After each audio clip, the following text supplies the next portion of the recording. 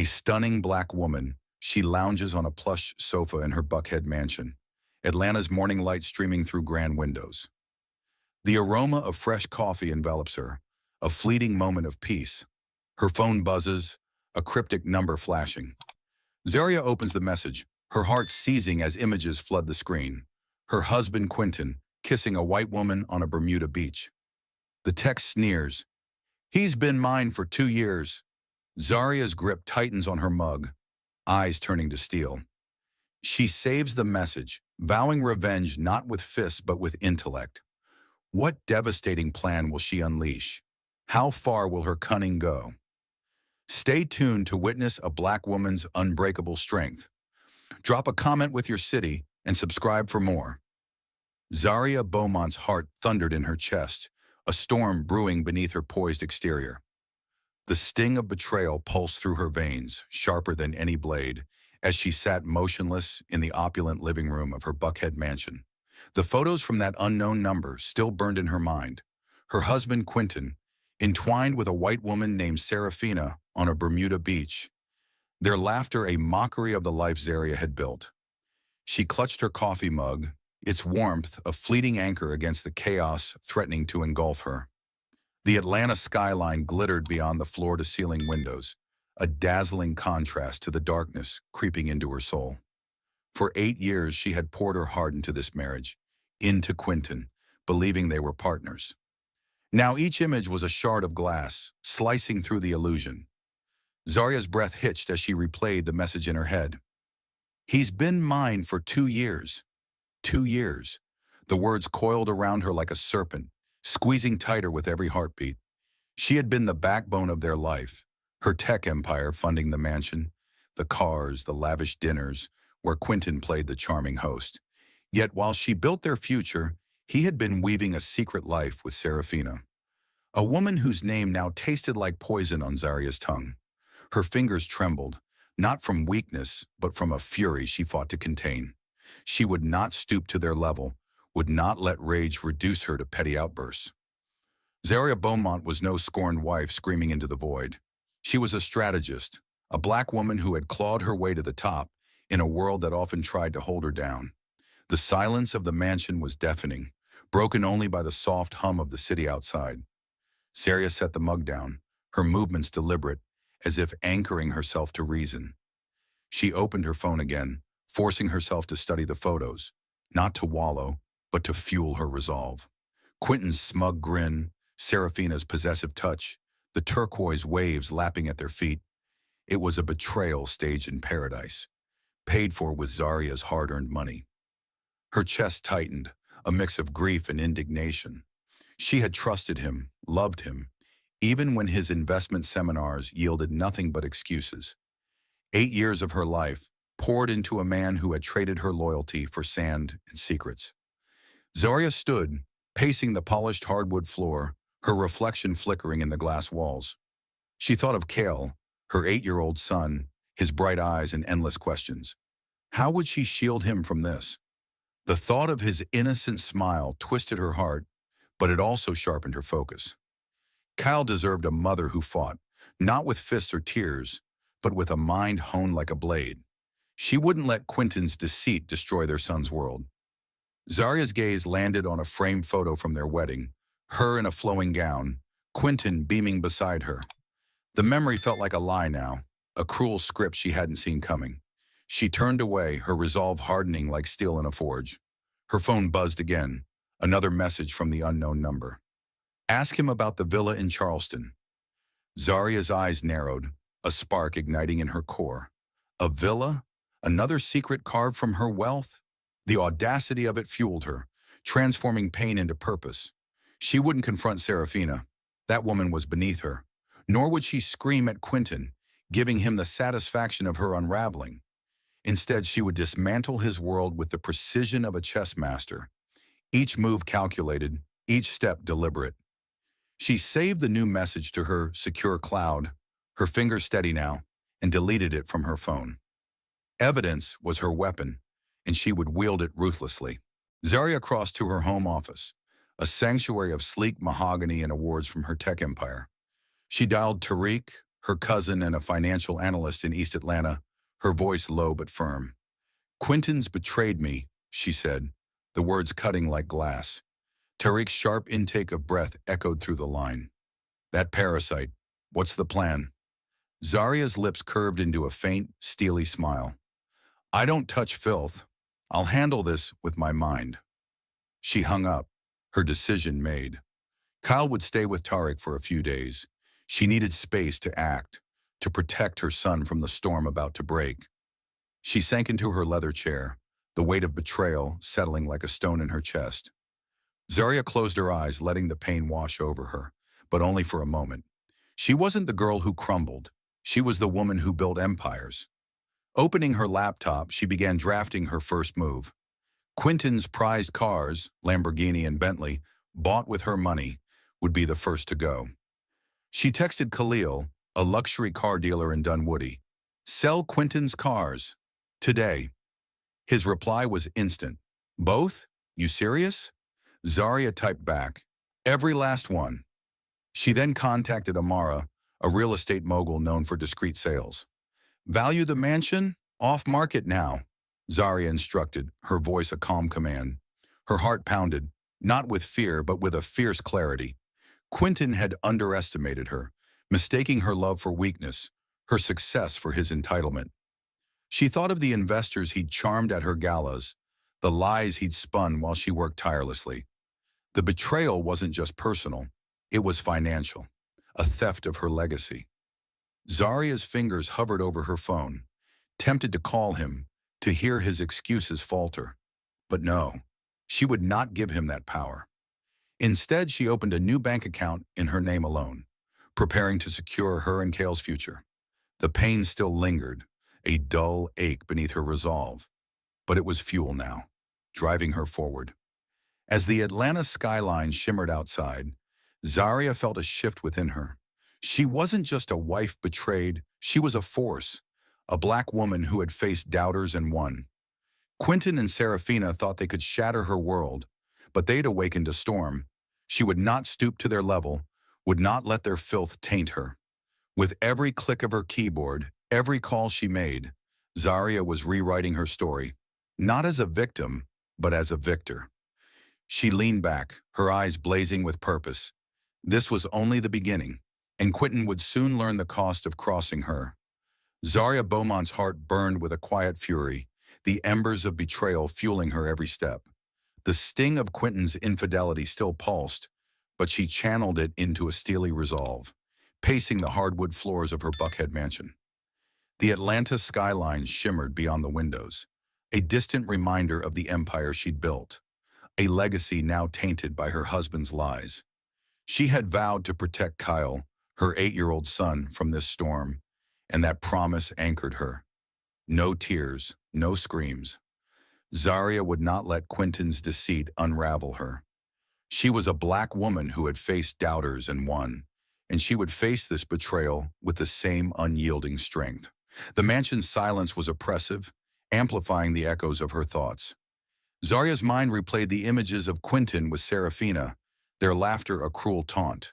But it was the cryptic message, "Ask him about the villa in Charleston," that gnawed at her. What else had Quentin hidden?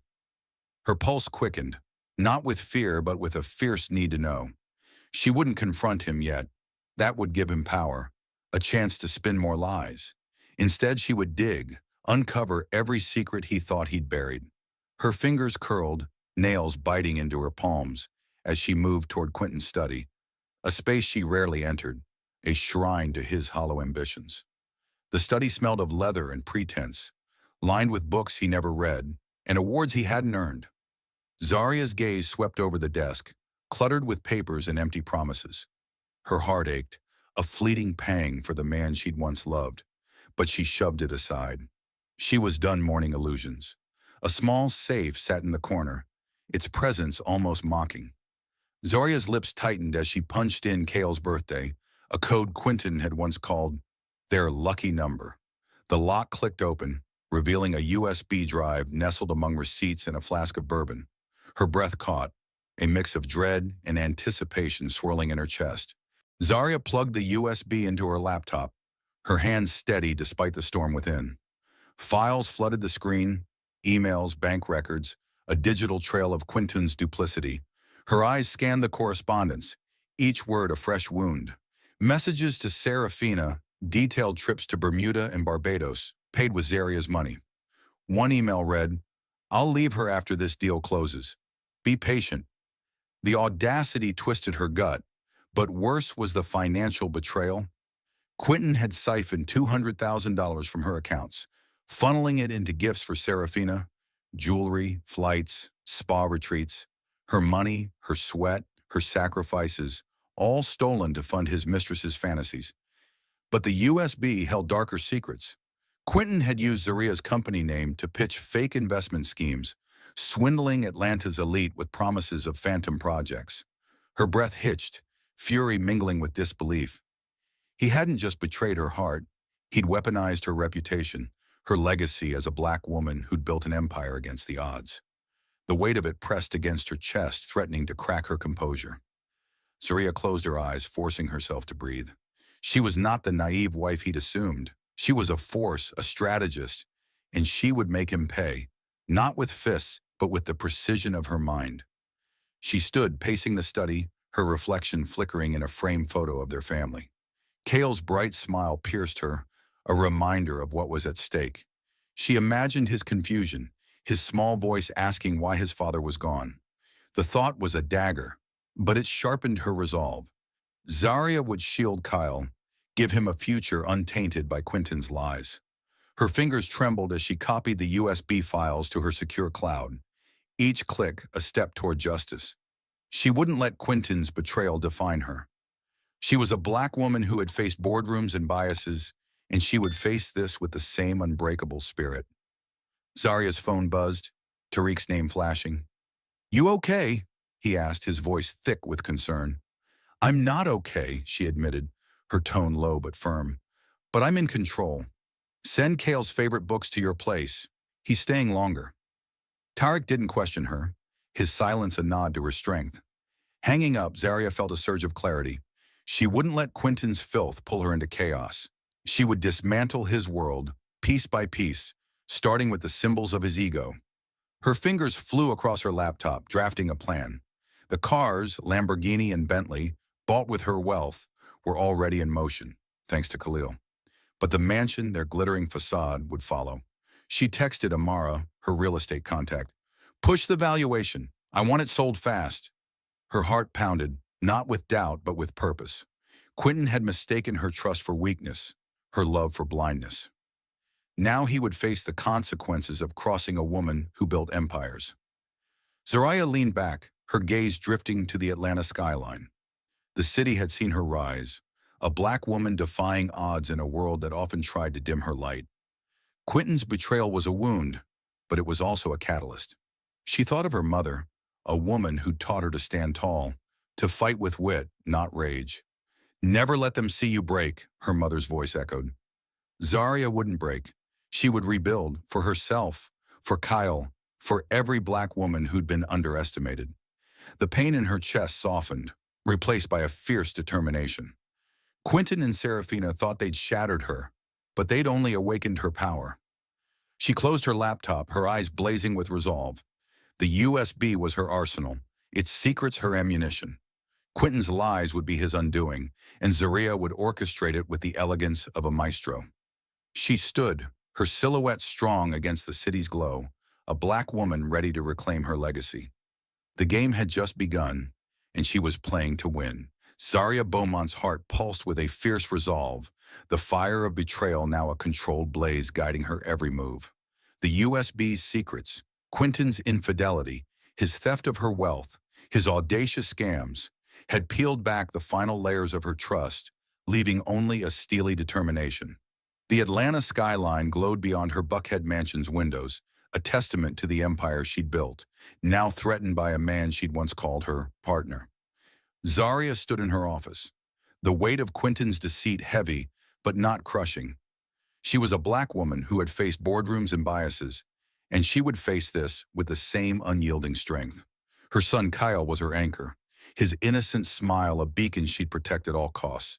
The silence of the mansion was a stark contrast to the storm within her. Zarya's fingers hovered over her laptop, her mind racing not with rage but with precision. Quentin had mistaken her love for weakness, her success for his entitlement. He'd learned the cost of that miscalculation. She wouldn't scream or confront Serafina. That was beneath her. Instead, she dismantled Quentin's world with the elegance of a strategist, each step a calculated strike. Her chest tightened at the thought of Kale, safe at Tariq's but unaware of the fracture in their family. The pain of shielding him from this truth was a quiet ache, but it fueled her purpose. She would not let Quentin's lies steal her son's future. Zarya opened her banking app, her movements deliberate, like a general preparing for battle. She transferred $100,000 from her personal account to a new one in her name alone, a fortress to secure her and Kale's stability. Her heart thudded, not with fear but with a thrill of reclaiming control. She called her bank, voice steady as she reported suspected fraud on Quentin's credit cards, effectively locking him out. The representative hesitated, sensing the gravity, but Zarya's calm authority left no room for doubt. "It's my account," she said, her tone a velvet blade. "Freeze them now." The click of confirmation was a small victory, a spark of justice igniting within her. Her phone buzzed. Khalil, the luxury car dealer in Dunwoody. "Cars are lined up for sale," he texted. "Buyers are ready. You sure about this?" Zarya's lips curved into a faint, resolute smile. "Sell them, every last one," she replied. Quentin's prized Lamborghini and Bentley, bought with her money, were symbols of his ego, not his effort.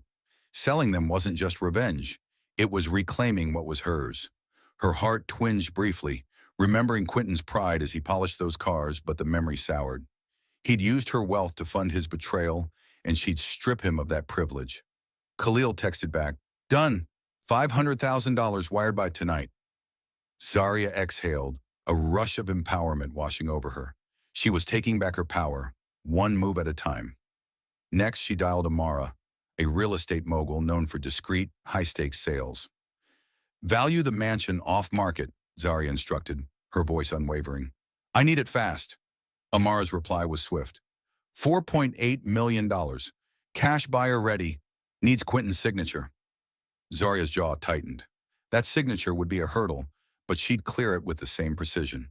The mansion, her dream-turned prison, was another piece of Quentin's facade she'd tear down. Her heart ached for the memories made here. Kale's first steps, laughter-filled dinners, but they were tainted now. She wouldn't cling to a lie. Selling it was liberation, a step toward a future she'd define. Zarya's thoughts drifted to Kale, his curious eyes and endless questions. How would she explain this to him? The ache in her chest deepened, but she pushed it aside, replacing it with a mother's fierce protectiveness. She texted Tariq, "Send Kale's soccer gear to your place.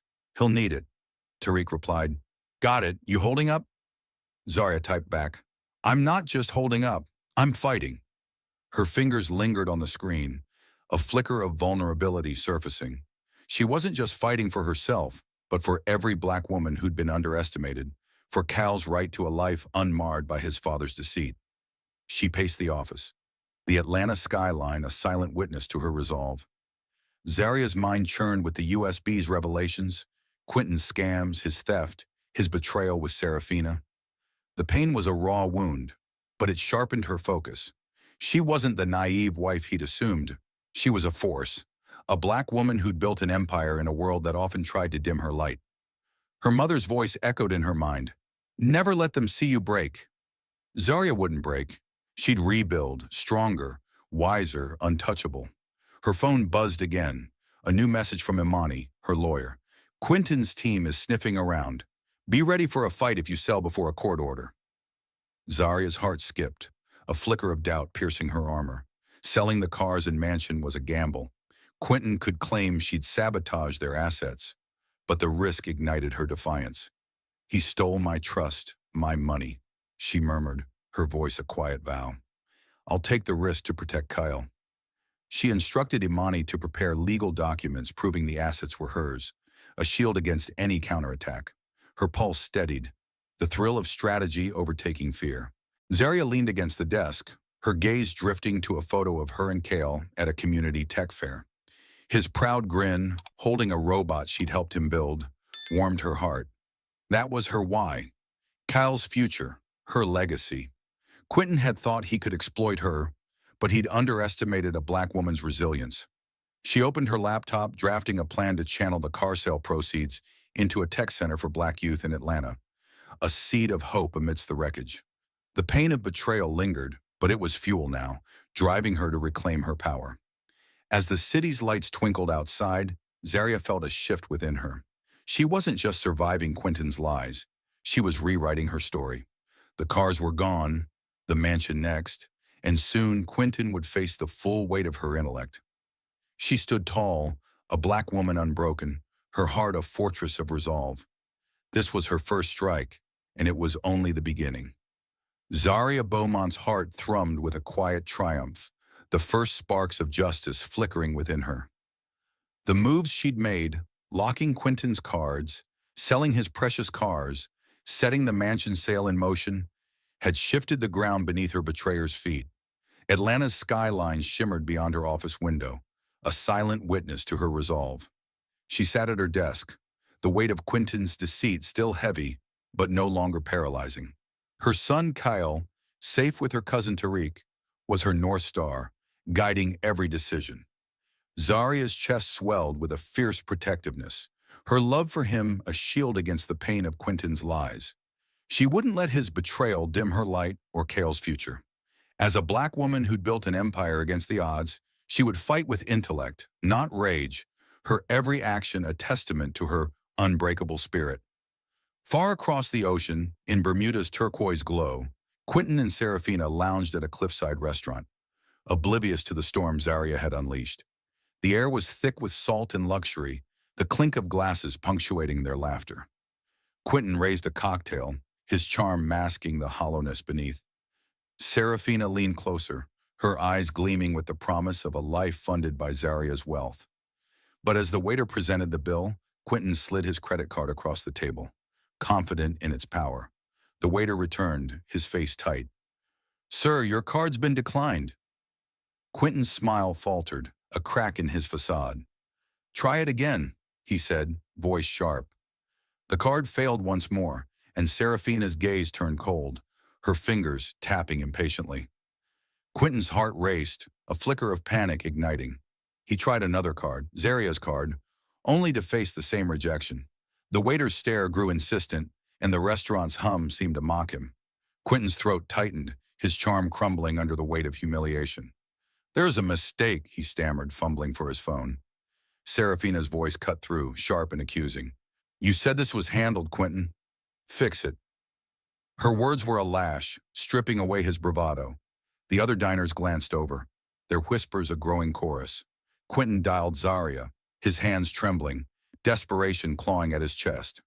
"Zaria, the cards aren't working. Help me," he pleaded into the voicemail, his voice a raw edge of fear. In Atlanta, Zaria's phone buzzed on her desk, his name flashing. Her lips curved into a faint, icy smile. She let it ring, each unanswered tone a deliberate strike. She wouldn't stoop to his level, wouldn't engage in his chaos. Her silence was her power, a blade sharper than any shout. Back in Bermuda, the hotel delivered the final blow. The concierge, polite but firm, informed Quentin that his suite payment had failed. "We need a valid card, sir," the man said, his tone unyielding. Serafina's face flushed with anger, her dream of paradise unraveling. "You told me you had this under control," she hissed, her voice low but venomous. Quentin's stomach churned, the weight of his lies crashing down. He'd built this fantasy on Zaria's money, and now it was collapsing, exposing him as a fraud. The concierge hovered, demanding payment, and Serafina's glare burned into him. "Figure it out, or I'm done," she snapped, storming off to the lobby.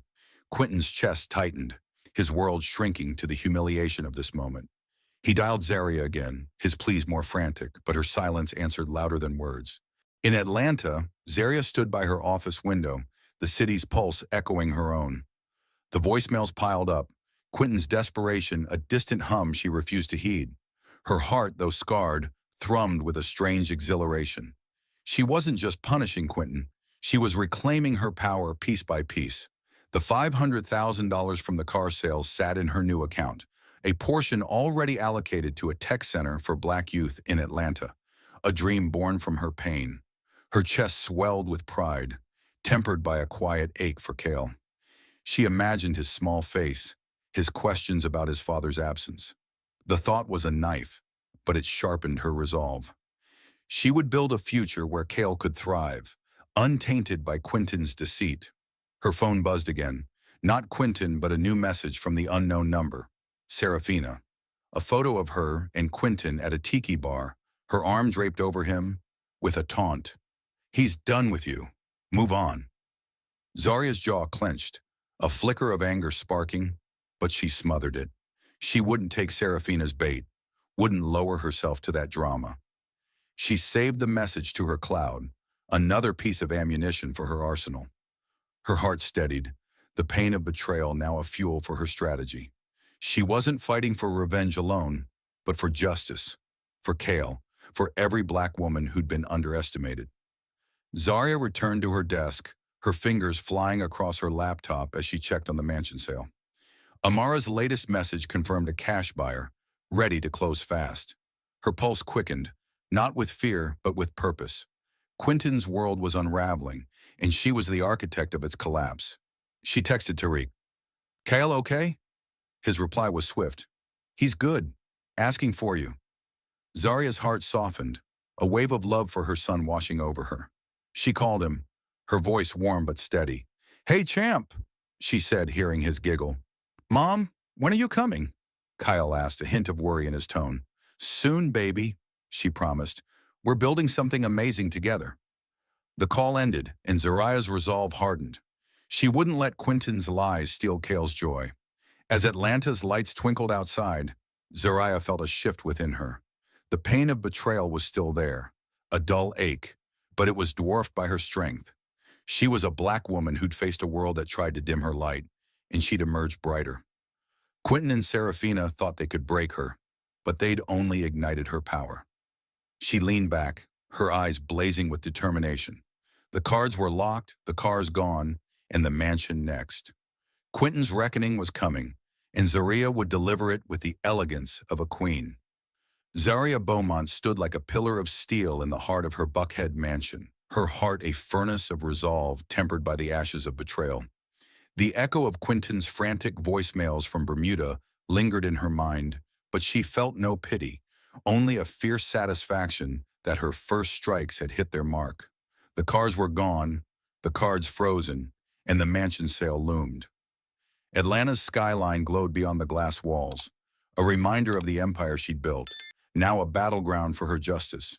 Her son, Kyle, safe with Tariq, was the pulse of her purpose, his innocent questions about his father's absence, a quiet ache she carried.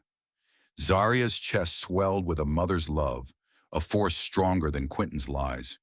She would not falter, not now, not when her plan was unfolding with the precision of a master strategist. The mansion's silence was shattered by the slam of the front door. Quentin stormed in, his face a mask of desperation, his usual charm eroded by the Bermuda debacle. Zaria's heart thudded, not with fear, but with anticipation. As she positioned herself by the ebony dining table, the USB clutched in her hand like a loaded weapon. Her eyes, sharp and unyielding, met his as he strode forward, his voice a strained bark. "What the hell have you done, Zaria?" he demanded, his hands clenched, his composure fraying. The air crackled with tension, the weight of his betrayal a tangible force between them. Zaria's lips curved into a faint, controlled smile, her calm a stark contrast to his unraveling.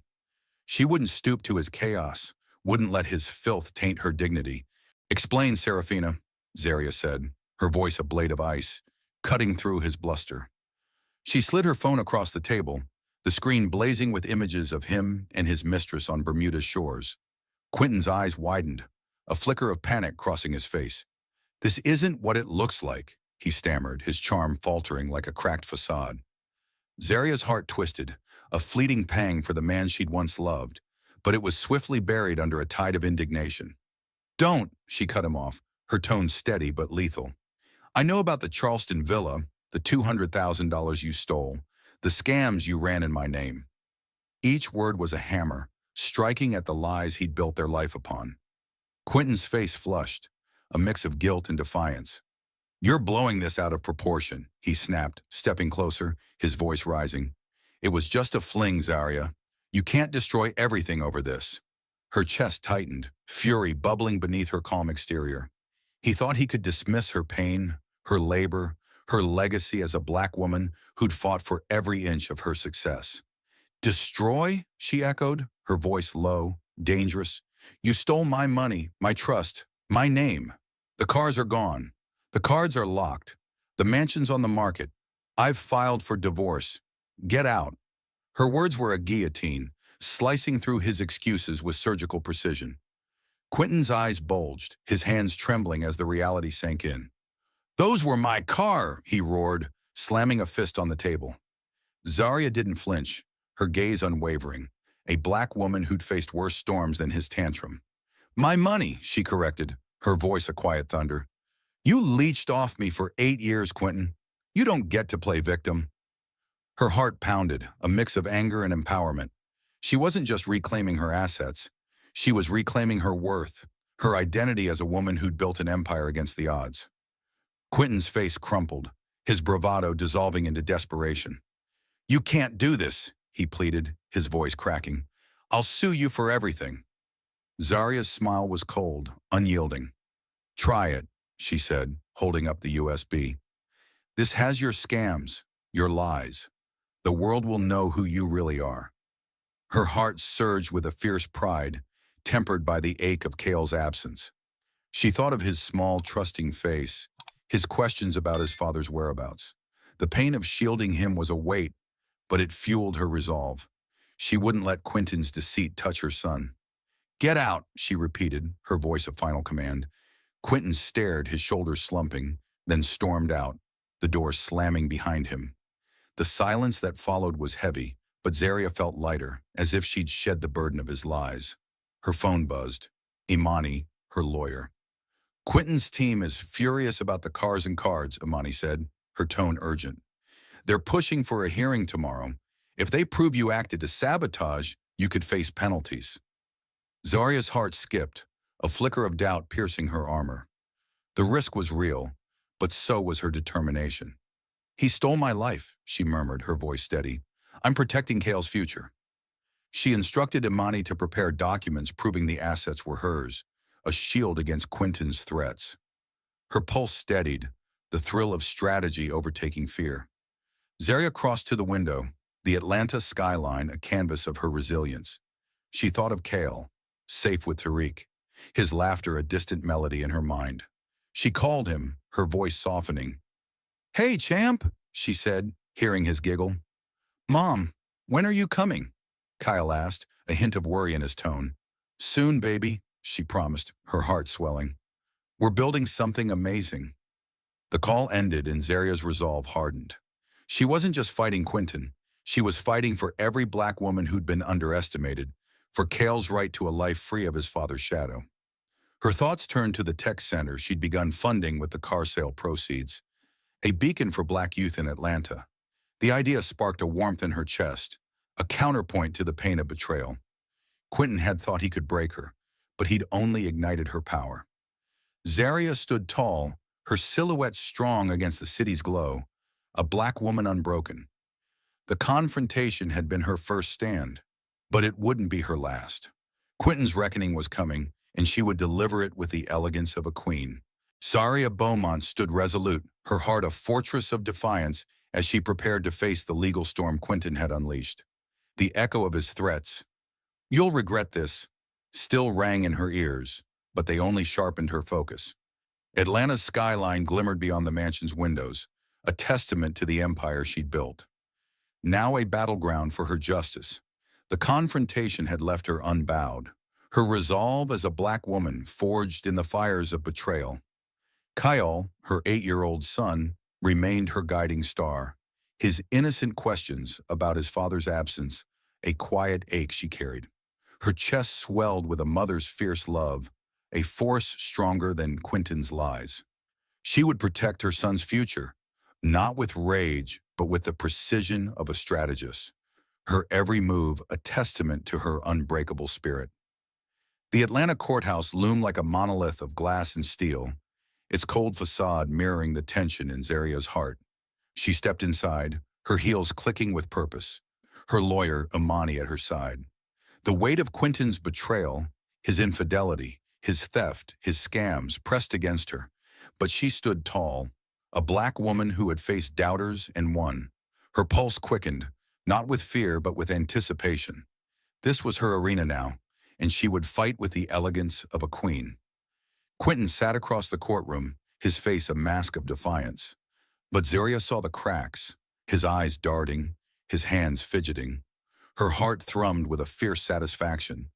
He'd underestimated her, and today he'd pay the price. The judge, a sharp-eyed woman with a no-nonsense air, called the session to order. Quentin's lawyer, a slick man in a tailored suit, launched his attack, his voice dripping with accusation. Ms. Beaumont acted vindictively, selling marital assets and freezing accounts without court approval, he declared, painting Zaria as a scorned wife bent on destruction. Her chest tightened, a flicker of indignation sparking. How dare they twist her justice into vengeance? She wasn't the one who'd stolen $200,000, who'd spun lies with Serafina, who'd used her name to scam investors. But she kept her composure, her face a serene mask, refusing to let their narrative define her. Imani rose, her voice a steady blade cutting through the accusations. My client acted to protect her assets, she said, presenting the USB's damning evidence. Emails detailing Quentin's affair, bank records of his $200,000 theft, and proof of his fraudulent investment schemes under Zaria's company name. Zaria's heart pounded, a mix of pride and pain. The USB was her sword, exposing Quentin's lies to the world. Imani's words rang out. Every asset, cars, accounts, mansion, was funded by Ms. Beaumont's wealth. Quentin has no claim. The courtroom buzzed, and Zaria felt a surge of empowerment. She wasn't just defending herself, she was reclaiming her legacy as a black woman who'd built an empire against the odds. Quentin's lawyer faltered, his arguments crumbling under Imani's onslaught. The judge's eyes narrowed, her gaze piercing Quentin. The evidence is clear, she declared. No court order was violated. The cars and accounts are Ms. Beaumont's. The proceeds are frozen assets. Zaria's heart soared, a wave of triumph washing over her. She'd won, not just a legal battle but a moral one. Quentin's face crumpled, his defiance dissolving into desperation. Her victory was a beacon, a testament to her strength, but it was tempered by the ache for Kyle. She imagined his small face, his worry about their future, and her resolve hardened. This was for him, for their new beginning. But Zaria wasn't done. She needed Quentin's signature to sell the mansion, and she knew he'd resist. Her fingers itched with purpose as she opened her phone, drafting a tweet from an anonymous account. Atlanta broker Quentin scams investors with fake projects. She posted it, watching it spread like wildfire across Twitter. Her heart raced, a thrill of power coursing through her. She texted Quentin from a burner number. Sign the mansion sale, or this tweet stays live, and your investors see the truth. Her chest swelled with a fierce clarity. She wasn't just punishing him, she was exposing him, stripping away his facade with the precision of a master strategist.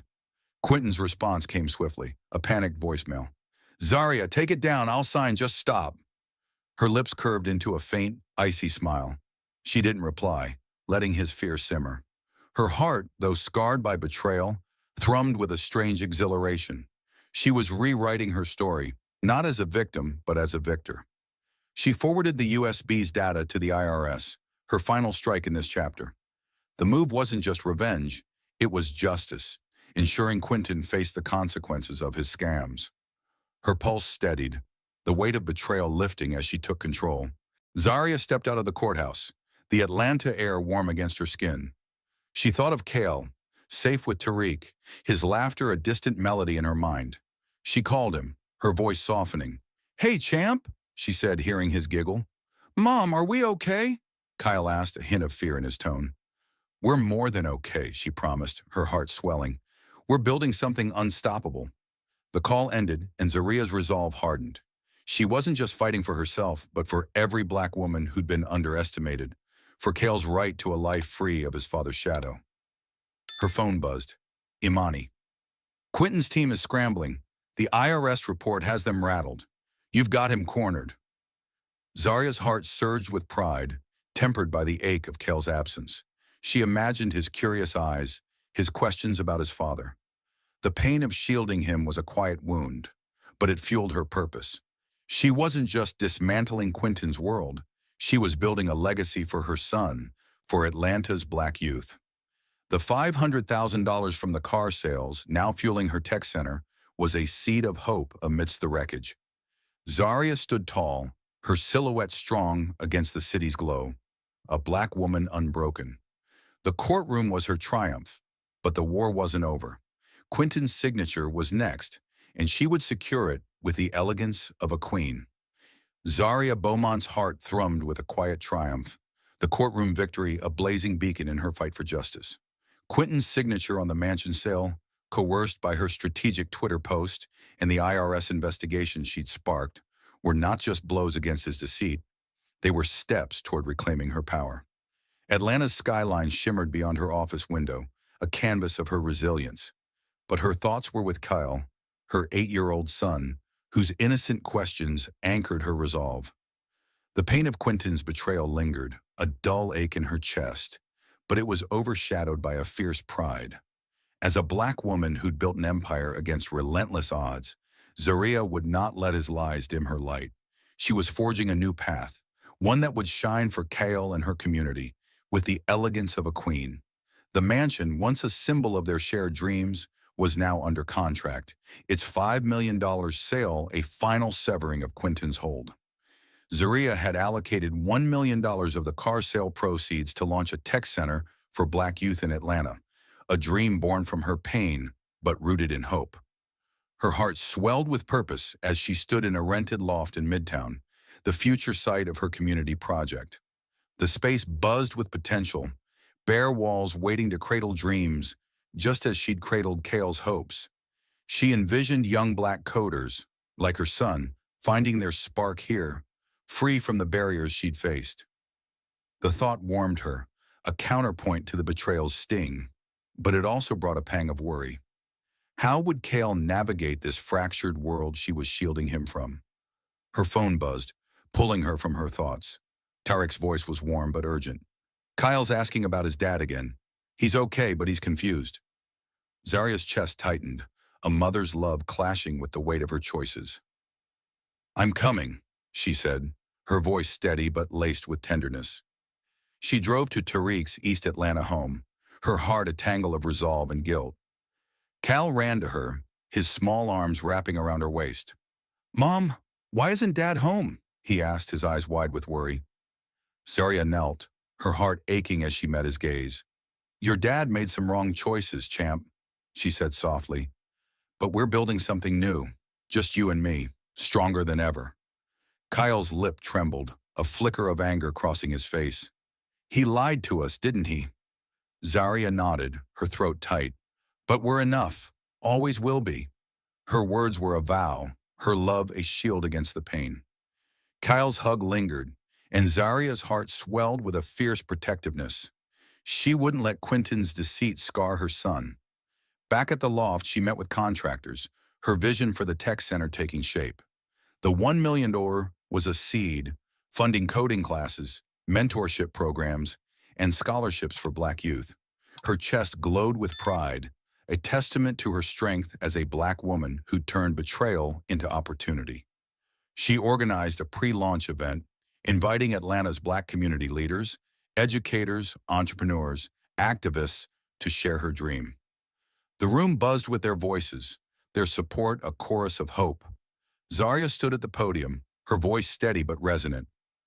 This center is for our kids, she said, for every black child who deserves a chance to shine. Applause erupted and her heart soared, the pain of Quentin's lies fading against this new purpose. Her phone buzzed again, a voicemail from Quentin, his voice raw. Zaria, I messed up. I'm sorry. Can we talk? Her fingers hovered, a flicker of old love stirring, but she smothered it. He'd stolen her trust, her money, her name.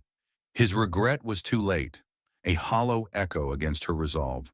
She deleted the message, her heart steady, refusing to let his desperation sway her. She was a black woman who'd faced doubters and won, and she wouldn't falter now.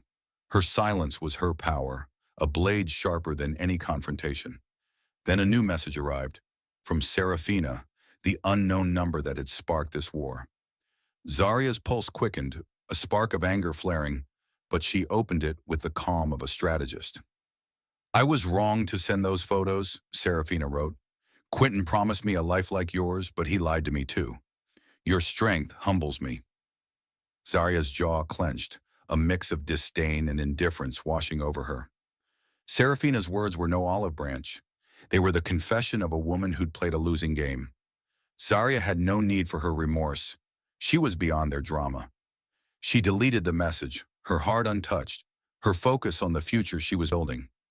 As she walked through the loft, envisioning rows of computers and eager young faces, Zaria felt a shift within her. The betrayal was a wound, but it had birthed a vision. She thought of her mother, a woman who'd taught her to stand tall, to fight with wit, not rage. "Never let them see you break," her mother's voice echoed. Zaria wouldn't break. She was planting seeds for a legacy that would outshine Quentin's lies, a testament to her strength as a black woman. Her heart ached for Cale, but it also burned with hope. She called him, her voice warm. "Hey, champ," she said, hearing his giggle. "Mom, are we going to be okay?" he asked, a hint of fear lingering. "We're unstoppable," she promised, her heart swelling. "We're building something amazing." The Atlanta skyline twinkled outside, a mirror to Zaria's resolve. She stood tall, her silhouette a beacon of resilience. The tech center was her first step toward a new legacy, one that would lift her community and her son. Quentin's betrayal had tried to dim her light, but it had only ignited her power. She was a black woman unbroken, her heart a fortress of purpose. The fight wasn't over, but Zaria was ready, her every move a testament to her unyielding spirit. Zaria Beaumont's heart glowed with a fierce, quiet pride, the seeds of her tech center now blossoming into a legacy that outshone Quentin's betrayal. The courtroom triumph, the Twitter storm, and the IRS investigation had dismantled his world. But it was her vision for Atlanta's black youth that defined her victory. The city's skyline faded behind her as she drove toward Stone Mountain, a new chapter unfolding in the outer embrace of Atlanta's suburbs. Her son, Cale, was her anchor, his trust a beacon through the storm of Quentin's lies. Zaria's chest swelled with a mother's love, tempered by the lingering ache of shielding him from his father's failures. As a black woman who'd built an empire against relentless odds, she stood unbroken, her every step a testament to her unyielding spirit. The loft in Stone Mountain was a haven of light and warmth, its open spaces filled with Cale's laughter and sketches. Zaria had traded the Buckhead Mansion's grandeur for the simpler sanctuary, a deliberate choice to root her life in authenticity. Her heart thrummed with a bittersweet joy as she unpacked boxes, each one a symbol of freedom from Quentin's deceit. The $5 million from the mansion sale was secured, but Zaria had relinquished most of it to gain full custody of Cale, a price she'd paid without hesitation. Her chest tightened at the thought of Cale's small face, his questions about his father now softer but still piercing. She'd fought not just for herself but for him, for a future untainted by lies. Zaria stood on the loft's rooftop, the Stone Mountain horizon a canvas of possibility. Her tech company had landed a $3.5 million contract with a global retailer, a victory that felt like a crown on her resilience. Her heart soared, pride mingling with the quiet ache of her journey. The tech center, funded by the car sales and her own resources, was now a reality. Its doors opened to black youth eager to code and dream. She'd hosted a grand opening, standing alongside Atlanta's black leaders, educators, activists, entrepreneurs, who'd lauded her vision. The memory of their applause warmed her, a counterpoint to the cold betrayal she'd endured. But it was Cale's pride, his wide-eyed awe at the center's computers, that lit her soul. "Mom, you made this?" he'd asked, his voice a melody of wonder. Her heart had swelled, a mother's love drowning out the pain of Quentin's absence. Cale's sketches now adorned the loft's walls, each one a testament to his resilience. Zaria knelt beside him as he drew, her heart aching with love and guilt. "Mom, are we really okay without Dad?" he asked, his pencil pausing, eyes searching hers. The question was a dagger, slicing through her calm. "We're more than okay, champ," she said, her voice steady but tender. "We're unstoppable. You and me, building our own world." Cale's lip trembled, a flicker of anger lingering. "He lied to us," he muttered, his small hands gripping the pencil. Zaria pulled him close, her heart breaking, yet resolute. "He did," she admitted, "but we're stronger than his lies. We're building something real." Cal nodded, his trust in her a balm to her wounds. Her phone buzzed, a message from Quentin, his voice a broken shadow in a voicemail. "Zaria, I'm sorry. I lost everything. Can we talk?"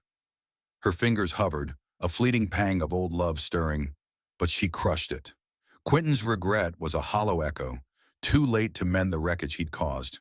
Her heart steadied, unswayed by his desperation. She deleted the message, her silence a final verdict. She was a black woman who'd faced doubters and won, and she wouldn't falter now. Her victory wasn't in his pain, but in her rise, in the legacy she was crafting for Cale and her community. Zaria stepped back onto the rooftop, the night air cool against her skin. She thought of her mother, a woman who'd taught her to stand tall, to fight with wit, not rage. "Never let them see you break," her mother's voice echoed. Zaria hadn't broken. She'd built a tech center, a home, a future. Her heart glowed with pride, tempered by the ache of Cale's questions. She'd shielded him from Quentin's filth, but the weight of his absence lingered. She called him to the rooftop, her voice warm. "Hey, champ," she said, ruffling his hair.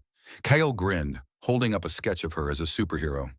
"You're my hero, Mom," he said, his eyes bright with trust. Her heart swelled, tears pricking but unshed. "And you're mine," she whispered, pulling him close.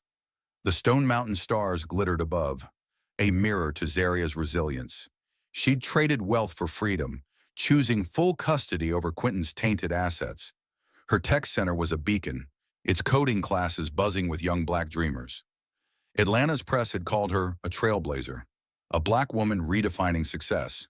Her heart thrummed with a fierce joy, the pain of betrayal now a distant shadow. She thought of Serafina's apology, deleted without a second thought. Zaria needed no validation from those who tried to dim her light. She was a force, a black woman who'd turned pain into power. As Cale sketched beside her, Zaria's thoughts drifted to the future. She taught him resilience, the same strength her mother had instilled in her. "Mom, can we get a cat?" Kyle asked, his grin infectious. "Deal," Zaria laughed, her heart light. The loft, the tech center, her empire. They were hers, built on her terms. Quentin's lies had tried to break her, but they'd only forged her stronger. She stood tall, her silhouette a beacon against the night sky, a black woman unbroken. Her victory was complete, not in revenge, but in the life she'd crafted, a legacy for Kyle and Atlanta's youth. Zaria Beaumont's story is a testament to unbreakable strength, a black woman's triumph over betrayal through intellect and grace. From the ashes of Quentin's lies, she built an empire of hope for her son, Cale, and Atlanta's youth. What did you feel as Zaria rose above the pain? Share your thoughts in the comments. Did her resilience inspire you, or did Quentin's downfall hit hard? Your voice matters. Thank you for joining us on this journey of courage and justice. Hit subscribe, tap the bell, and come back for more stories that ignite the soul. Until next time, stay strong, stay unstoppable. I'm not just here to win. Cartier's voice cuts through the courtroom's electric hum, her presence commanding every eye. Stunning and fierce, she stands on the witness stand, her long, straight hair parted 7/3, gleaming under the lights, her red suit hugging her frame, a white crop top boldly accentuating her confidence.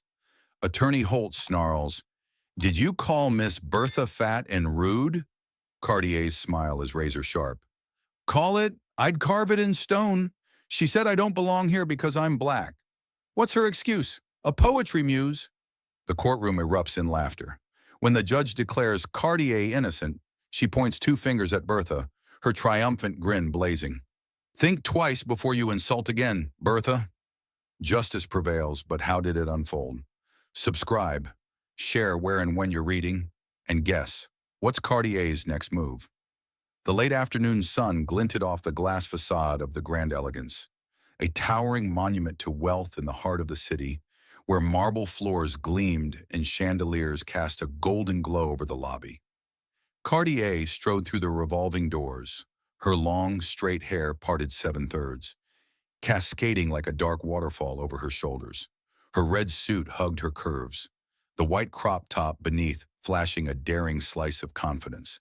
She was a vision of power, a black entrepreneur who'd clawed her way to the top, her briefcase stuffed with contracts from her latest tech startup deal. But today, the air in the lobby felt heavy, charged with something more than the usual hum of privilege. She sensed it before she saw it. Eyes tracking her, whispers trailing like shadows. At the security desk, Bertha Wilson, a stout white woman with a perpetual scowl, stood like a gatekeeper to this gilded world. Her uniform strained at the seams, and her blonde hair was pulled into a tight bun that seemed to mirror her rigid demeanor. Cartier adjusted her stride, her heels clicking defiantly on the marble, ready to breeze past. But Bertha's hand shot up, palm out, blocking her path. "Hold it right there," Bertha snapped, her voice dripping with disdain. "Who are you, and what are you doing here?" Cartier stopped, her dark eyes narrowing. She'd faced this before, too many times to count, but the audacity still stung. "I'm Cartier, resident of Unit 2704, she said, her tone cool but edged with steel. "And I'm heading to my apartment, unless you've got a new rule I don't know about." Bertha's lips curled into a sneer, her gaze raking over Cartier's suit, her hair, her very presence. "Resident, you sure you're in the right place? This building's for elite folks, white folks with real money.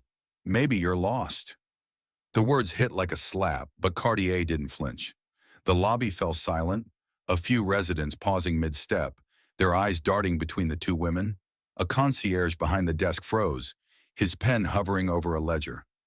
Cartier tilted her head, her smile sharp enough to cut glass. "Lost? Oh, honey, the only thing lost here is your sense of decency. I own my place, paid in full. Can you say the same about your manners?" Bertha's face flushed crimson, her jowls quivering. "Don't get smart with me. I'm doing my job, keeping this place safe from people who don't belong." "People who don't belong?" Cartier's voice rose, each word a spark igniting the air. "You mean black people? Because I've got a deed, a key, and a life that says I belong here more than your prejudice ever will. Or is your job just to play gatekeeper for your own biases?" The lobby buzzed now, whispers swelling into murmurs. A young couple by the elevators exchanged glances, one pulling out a phone, no doubt recording. Bertha stepped closer, her bulk looming, but Cartier stood her ground, her crop top flashing defiance under her scarlet jacket. "You've got some nerve," Bertha hissed. "You think you can waltz in here, acting all high and mighty? You're nothing but—" "But what?" Cartier cut her off, her laugh sharp and unyielding. "Go on, say it. Or are you too scared to admit what you really think? Let me help you out. You're a fat, rude guard who's got no business judging me. Maybe spend less time hating and more time doing your job right." Bertha's eyes widened, her breath hitching like she'd been struck. The crowd gasped, a few stifling laughs. The concierge dropped his pen, scrambling to pick it up. Bertha's hand trembled as she jabbed a finger at Cartier. You'll regret that. I'll make sure of it." "Oh, I'm shaking," Cartier said, her voice dripping sarcasm. She leaned in, her three-parted hair framing her face like a crown.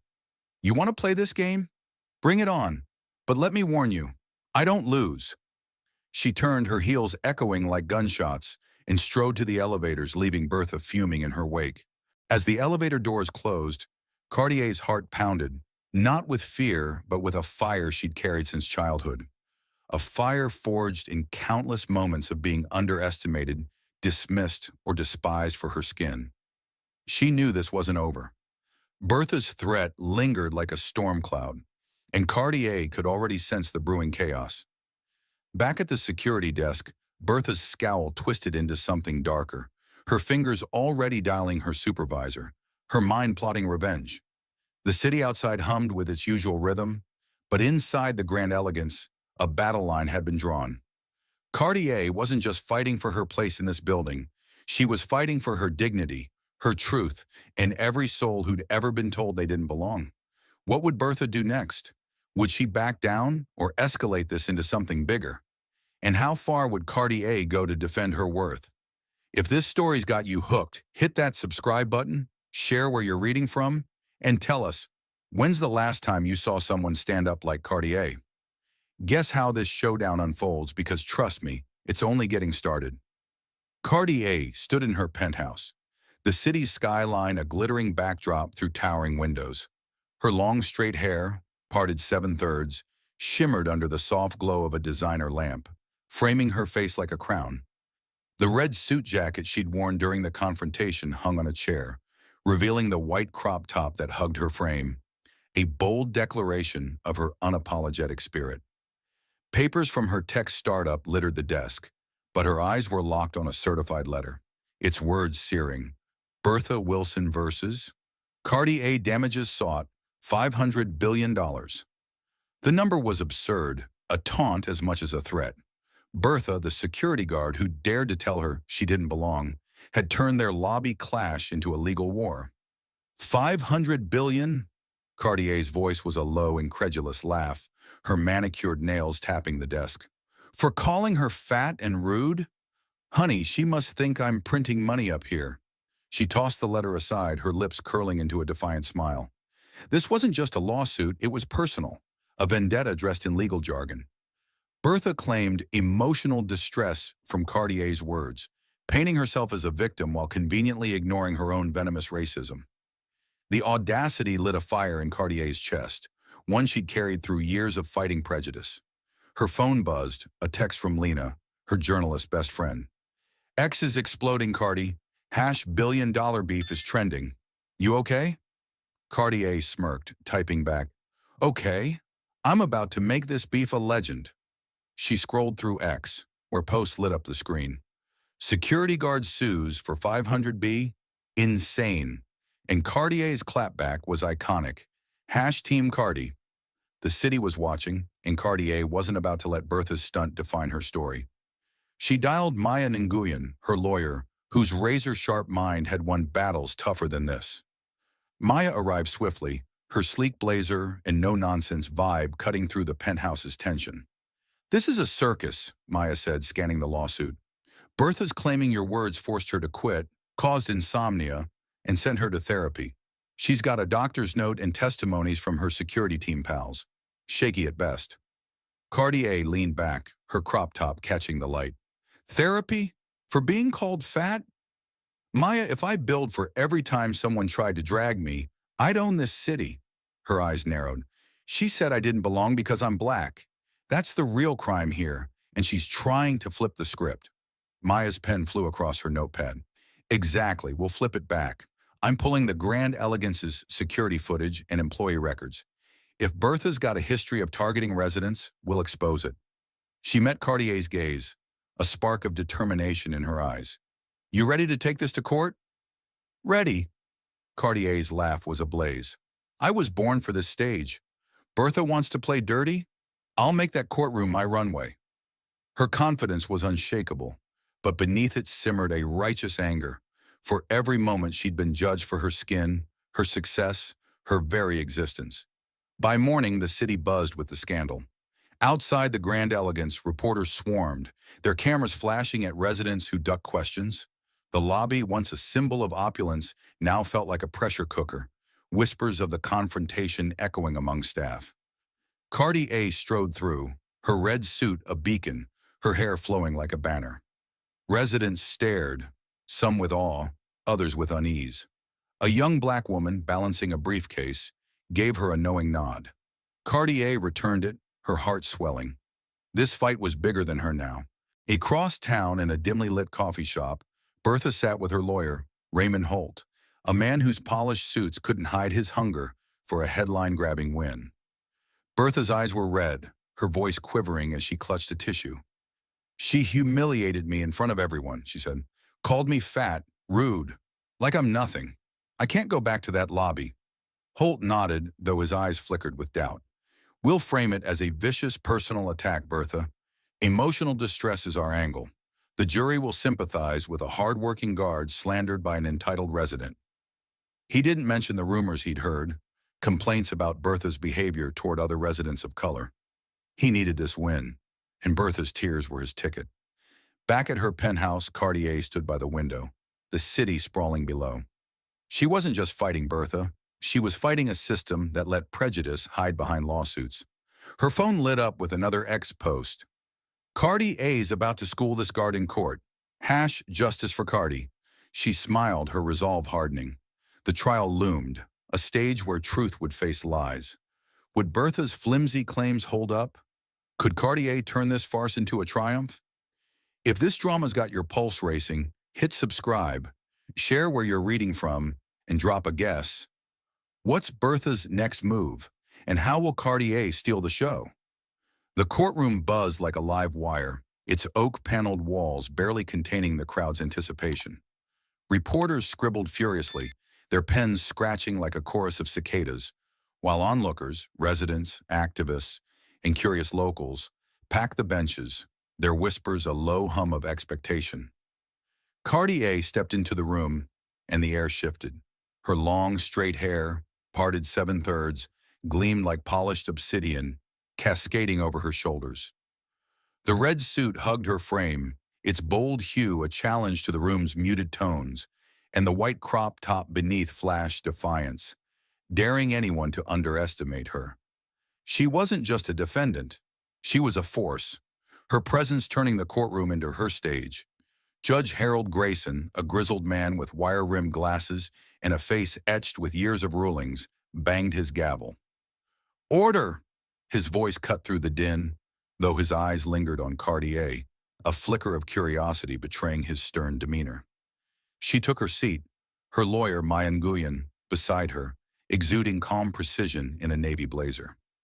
Across the aisle, Bertha Wilson sat hunched, her uniform swapped for a frumpy dress, her blonde bun unraveling like her composure.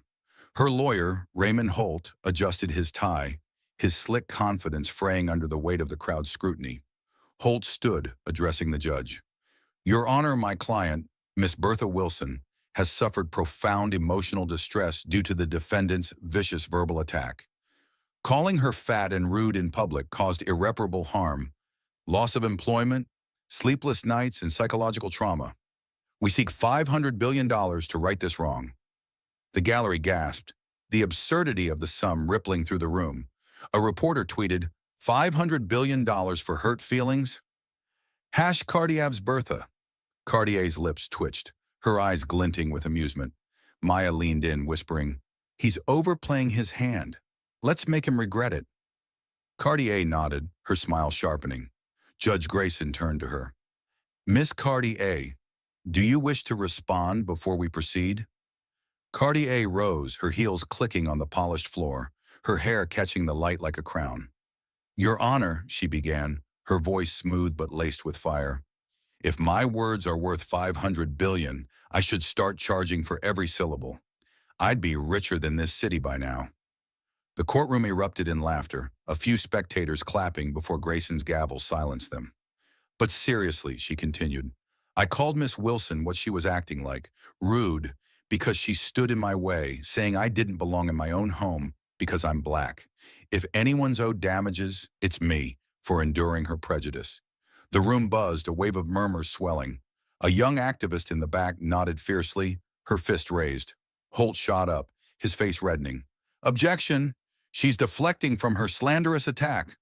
Overruled, Grayson said, his tone dry but his eyes betraying a spark of intrigue. Miss Cartier, sit down. Mr. Holt, call your first witness.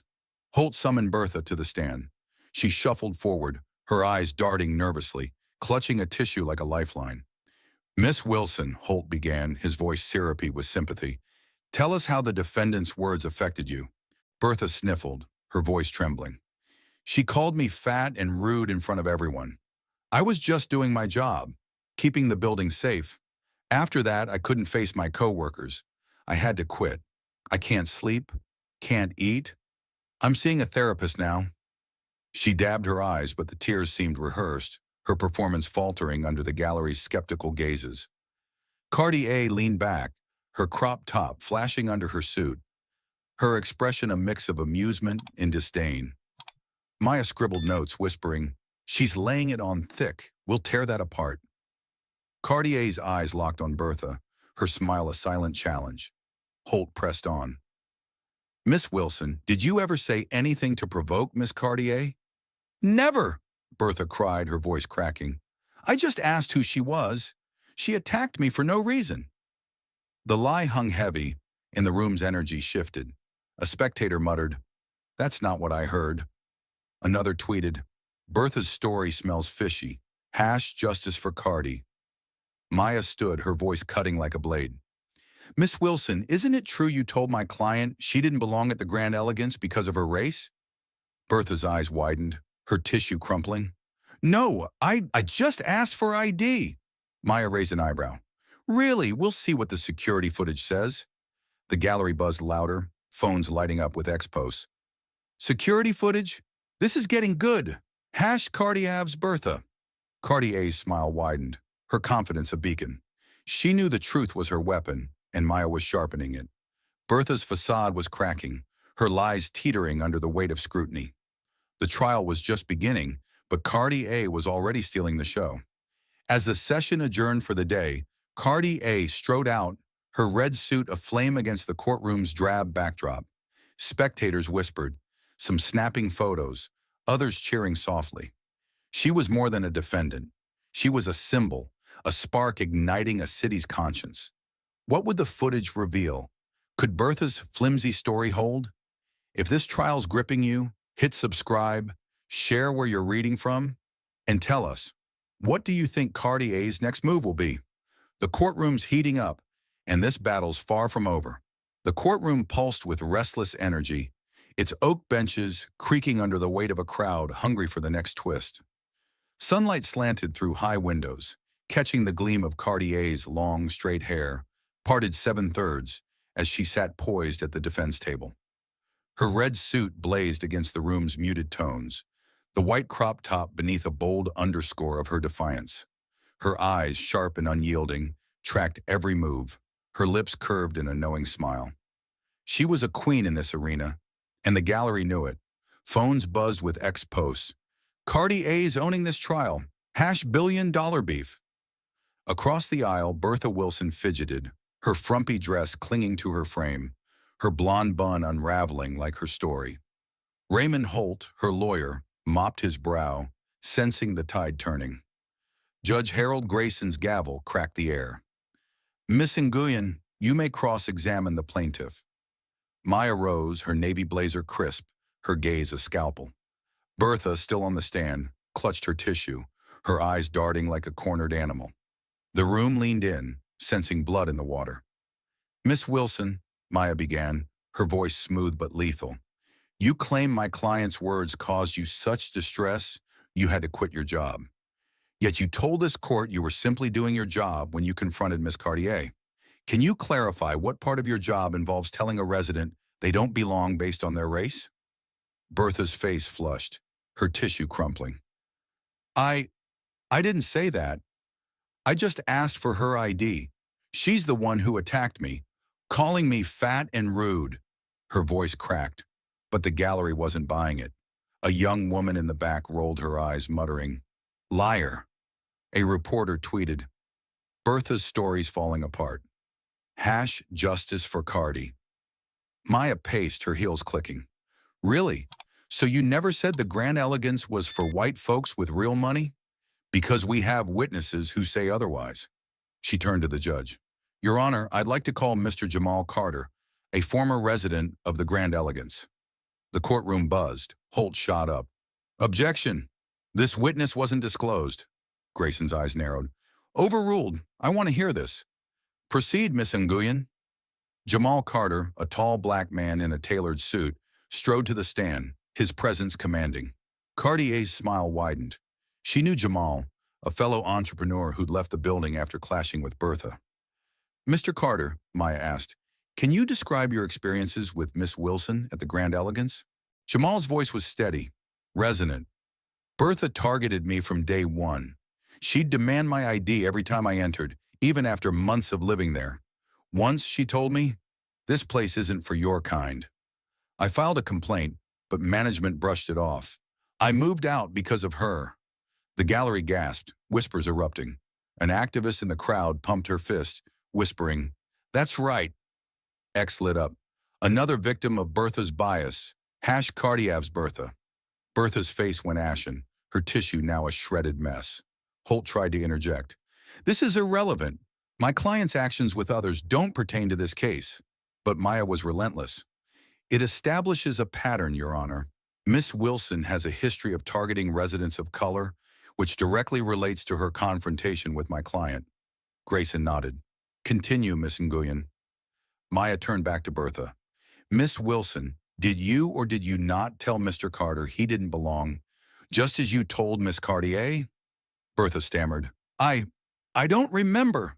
Her voice broke, and the gallery's murmurs grew louder, a tide of doubt washing over her. Cartier leaned forward, her crop top catching the light. Her eyes locked on Bertha. She whispered to Maya, "She's crumbling. Hit her harder." Maya nodded, producing a document. "Your Honor, this is a complaint log from the Grand Elegance, detailing 3 other incidents where Miss Wilson was reported for discriminatory behavior. None were acted upon, but they corroborate Mr. Carter's testimony." The courtroom exploded in chatter. A spectator shouted, "Expose her!" Grayson banged his gavel, but his eyes betrayed a spark of intrigue. Holt, sweating now, tried to redirect. "Miss Wilson, tell us again how Miss Cartier's words affected you." Bertha's voice was barely a whisper. She humiliated me. I couldn't work after that." But her words rang hollow, drowned by the weight of Jamal's testimony and the complaint log. Cartier's smile was a blade, her confidence unshaken. She knew the truth was breaking through, and Bertha's house of cards was collapsing. As the session paused, Cartier stood, her red suit a beacon of triumph. Spectators snapped photos, their phones buzzing with X posts. "Bertha's done for. Cartier's killing it. Hash billion-dollar beef." Outside, reporters swarmed, shouting questions. Cartier ignored them, her hair flowing as she whispered to Maya, "We've got her now." The trial was far from over, but the momentum was hers. What would the security footage reveal next? Could Bertha salvage her crumbling case? If this drama's got you glued, hit subscribe, share where you're reading from, and drop a guess. Will Bertha's lies hold up, or will Cartier's truth shine brighter? The battle's heating up, and you won't want to miss the next move. The courtroom simmered with tension, its air thick with the weight of anticipation. Spectators leaned forward, their whispers a low hum, while reporters' pens danced across notepads, capturing every heartbeat of the trial. Cartier sat at the defense table, a vision of unshakable resolve. Her long, straight hair parted 7/3, gleaming like a dark river under the fluorescent lights. Her red suit burned against the courtroom's drab backdrop, the white crop top beneath a defiant spark of her audacity. Her eyes, sharp and gleaming, followed every move, her lips curved in a smile that promised victory. Across the aisle, Bertha Wilson slumped, her frumpy dress clinging to her frame, her blonde bun now a disheveled mess. Raymond Holt, her lawyer, fidgeted with his tie, his confidence eroding like sand under a wave. Judge Harold Grayson's gavel cracked, silencing the buzz. "Miss Nguyen, you mentioned security footage. Proceed with your evidence." His voice was steady, but his eyes betrayed a flicker of intrigue, as if he sensed the trial's turning point. Maya Nguyen rose, her navy blazer crisp, her demeanor a blade honed for precision. "Your Honor, we present footage from the Grand Elegance's lobby camera, recorded on the day of the incident." She gestured to a screen wheeled into the courtroom, its blank surface a canvas for truth. Cartier leaned forward, her hair brushing her shoulder, her smile sharpening. She whispered to Maya, "This is it. She's done." The lights dimmed, and the video flickered to life. The lobby of the Grand Elegance appeared, marble floors, chandeliers glinting, but all eyes were on Bertha. her bulky figure blocking Cartier's path. The footage, though silent, was damning. Bertha's finger jabbed aggressively, her face twisted in a scowl, her body language screaming hostility. Cartier stood tall, her red suit a beacon, responding with controlled but fiery gestures. The crowd gasped as Bertha leaned in, her posture unmistakably confrontational, before Cartier's sharp retort sent her reeling back. The gallery erupted in murmurs. A young activist in the back whispered, "That's no ID check." A reporter tweeted, "Video nails Bertha. No way she's innocent. Hash Cardi Avs Bertha." Maya paused the footage, turning to the judge. "Your Honor, this clearly shows Miss Wilson initiating a hostile confrontation, contradicting her claim of simply doing her job. Her actions were aggressive, targeted, and, as prior testimony suggests, racially motivated." Holt shot up, his face flushed. "Objection. The video lacks audio. We can't confirm what was said." His voice cracked, desperation seeping through. Grayson's eyes narrowed. "Overruled. The footage speaks for itself. Continue, Miss Nguyen." Maya turned to Bertha, still on the stand, her tissue now a tattered rag. "Miss Wilson, care to explain why you were jabbing your finger at my client like she was a threat? Or why you leaned in so aggressively? Does that look like a routine ID check to you?" Bertha stammered, her eyes darting. "I was just asking who she was. She overreacted." But her voice faltered, drowned by the gallery's skeptical murmurs. A spectator muttered, "She's lying through her teeth." Another posted on X, "Bertha's toast. That video's a knockout. Hash justice for Cardi." Cartier's smile widened, her crop top catching the light as she leaned back, whispering to Maya, "She's sinking fast. Keep pushing." Maya nodded, producing another document. "Your Honor, this is the Grand Elegance's security protocol. It requires guards to request ID politely, without physical intimidation.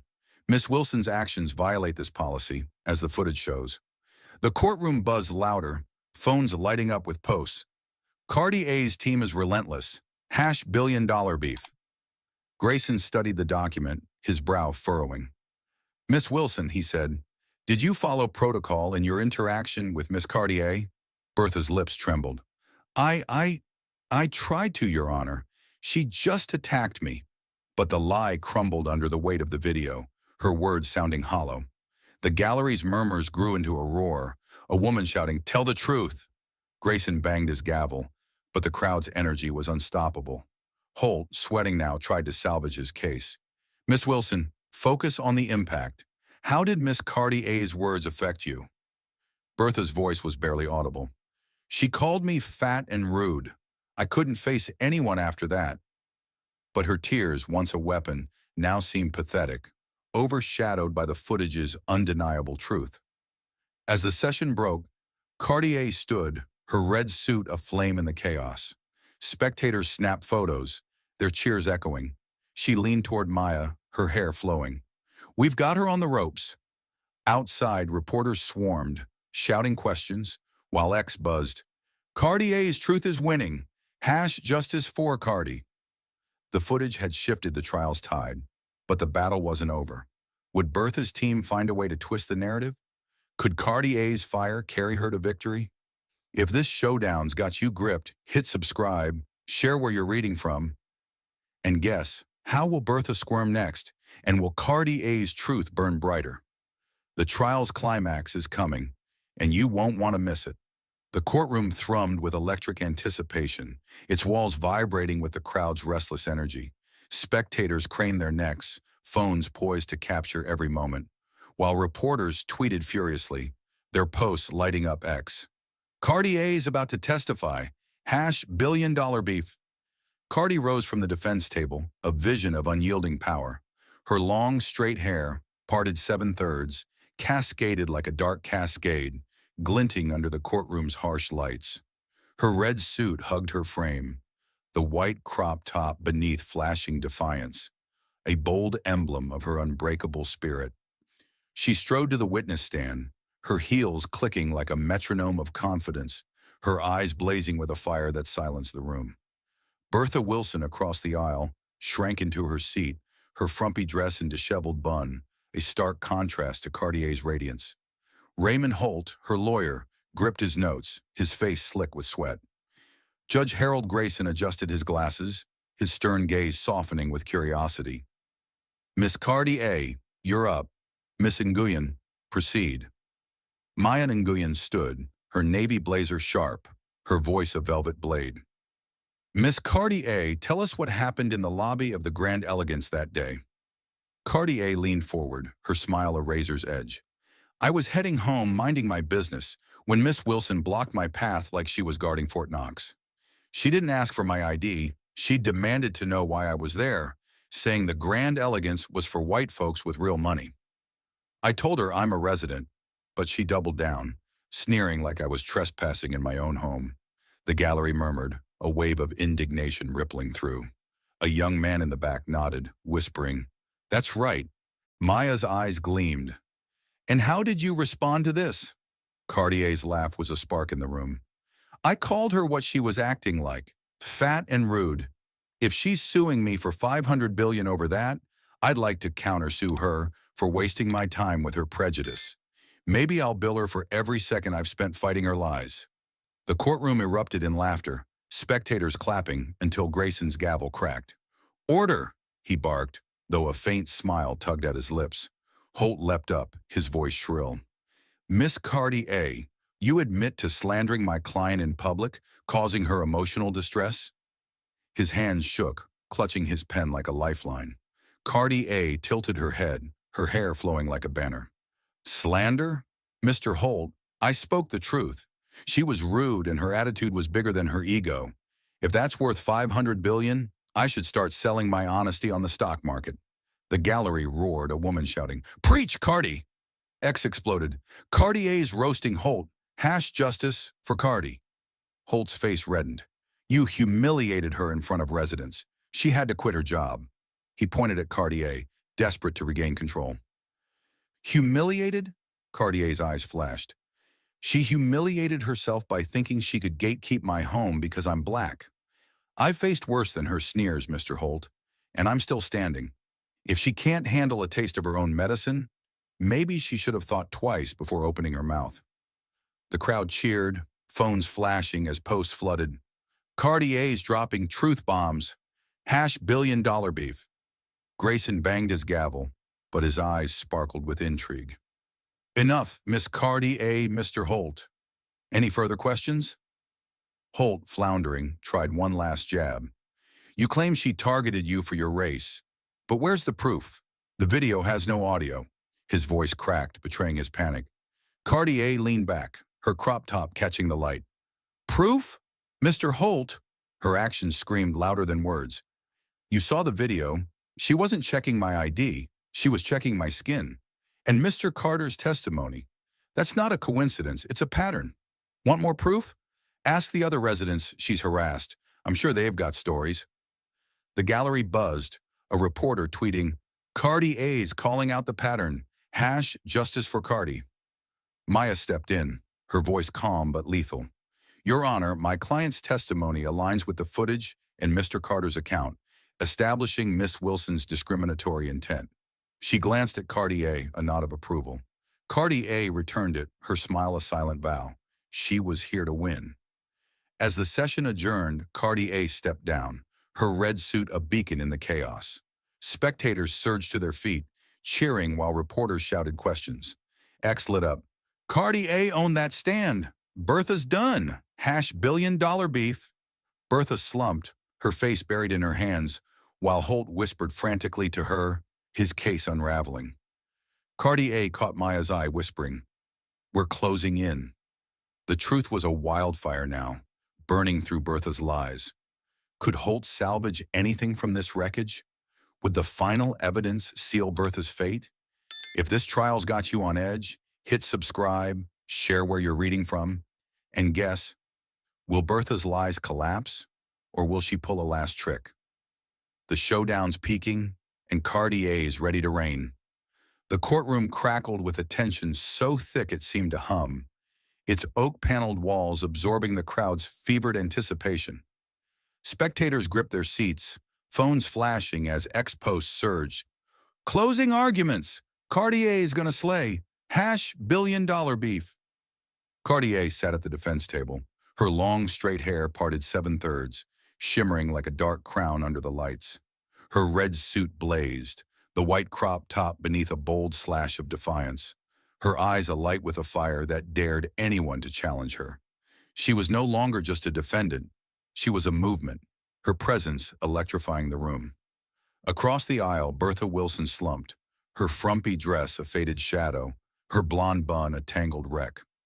Raymond Holt, her lawyer, clutched his notes, his face pale, knowing his case hung by a thread. Judge Harold Grayson banged his gavel, his glasses glinting with authority. "Counsel, your closing arguments." His voice was steady, but his eyes flicked to Cartier, a spark of admiration betraying his stern facade. The gallery leaned in, breathless, sensing the trial's crescendo. Holt rose, his tie askew, his voice strained. "Your Honor, ladies and gentlemen of the jury, my client, Miss Bertha Wilson, was a hard-working security guard, simply doing her job when Miss Cartier unleashed a vicious verbal assault. Calling her fat and rude in public caused profound emotional distress, loss of employment, sleepless nights, and psychological trauma requiring therapy. We're not here to debate her actions. We're here to address the harm inflicted. $500 billion is a fair price for such devastation. Justice demands accountability for Miss Cartier's reckless words." The gallery murmured, skeptical. A reporter tweeted, "Holt's reaching with that $500 billion claim. #Cartiav's Bertha." Cartier's lips twitched, her eyes glinting with amusement.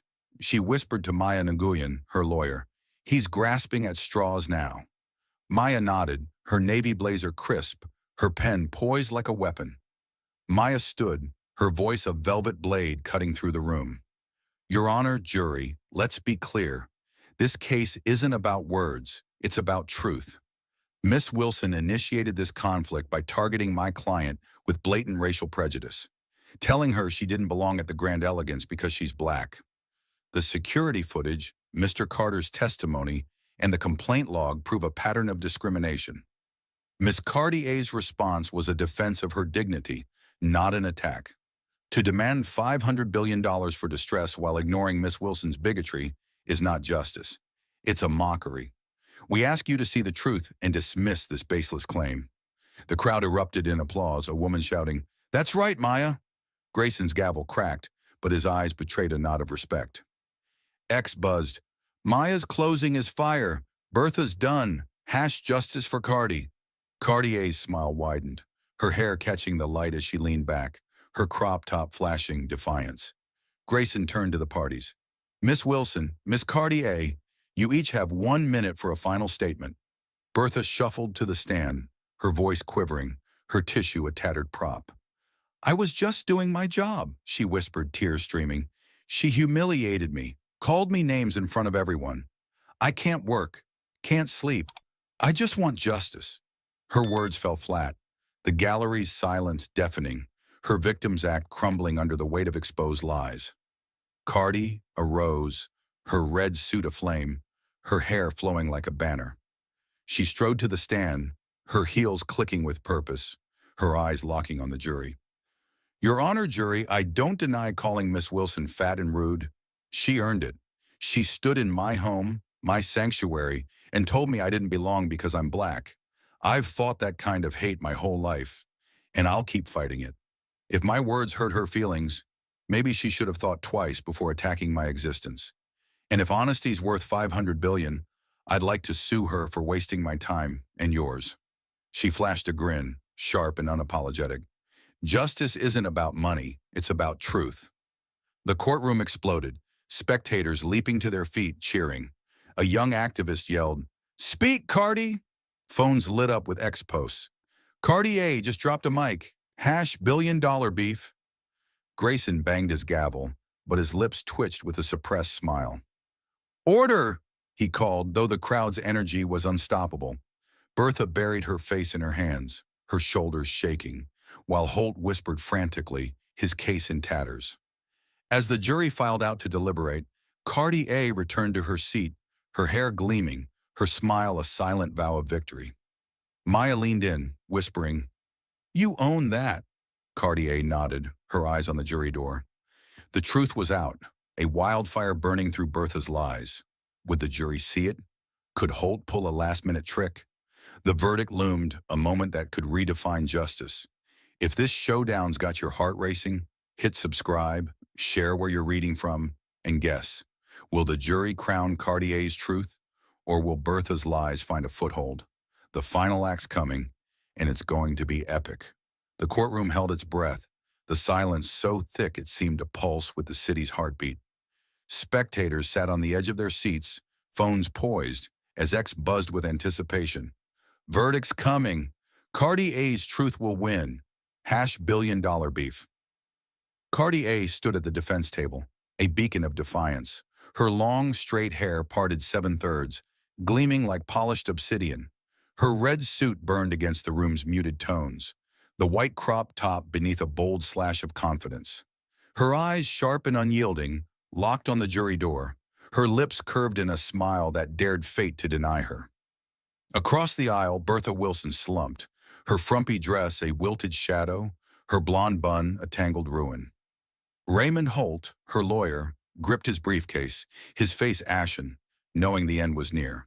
Judge Harold Grayson entered, his robes sweeping, his glasses glinting with authority. The gallery hushed, every rustle stilled. The jury has reached a verdict, he announced, his voice a low rumble. The foreman, a middle-aged woman with a steady gaze, rose. Cartier's heart thudded, but her stance remained regal, her hair flowing like a banner. Maya Nguyen, her lawyer, gave her a nod, her navy blazer crisp, her eyes alight with quiet confidence. We find the defendant, Miss Cartier, not liable for the claims of emotional distress, the foreman said. The plaintiff's demand for $500 billion is dismissed as baseless. Furthermore, we recommend that the Grand Elegance implement mandatory anti-discrimination training for its staff. The courtroom erupted, cheers and applause thundering like a storm. Reporters tweeted furiously, "Cardi wins! Bertha's case crushed! #Justice for Cardi!" Cartier's smile blazed, a supernova of triumph. She turned, her eyes locking on Bertha, who buried her face in her hands, her shoulders shaking with silent sobs. Slowly, deliberately, Cartier raised 2 fingers, index and middle, pointing straight at Bertha, her grin sharp and unapologetic.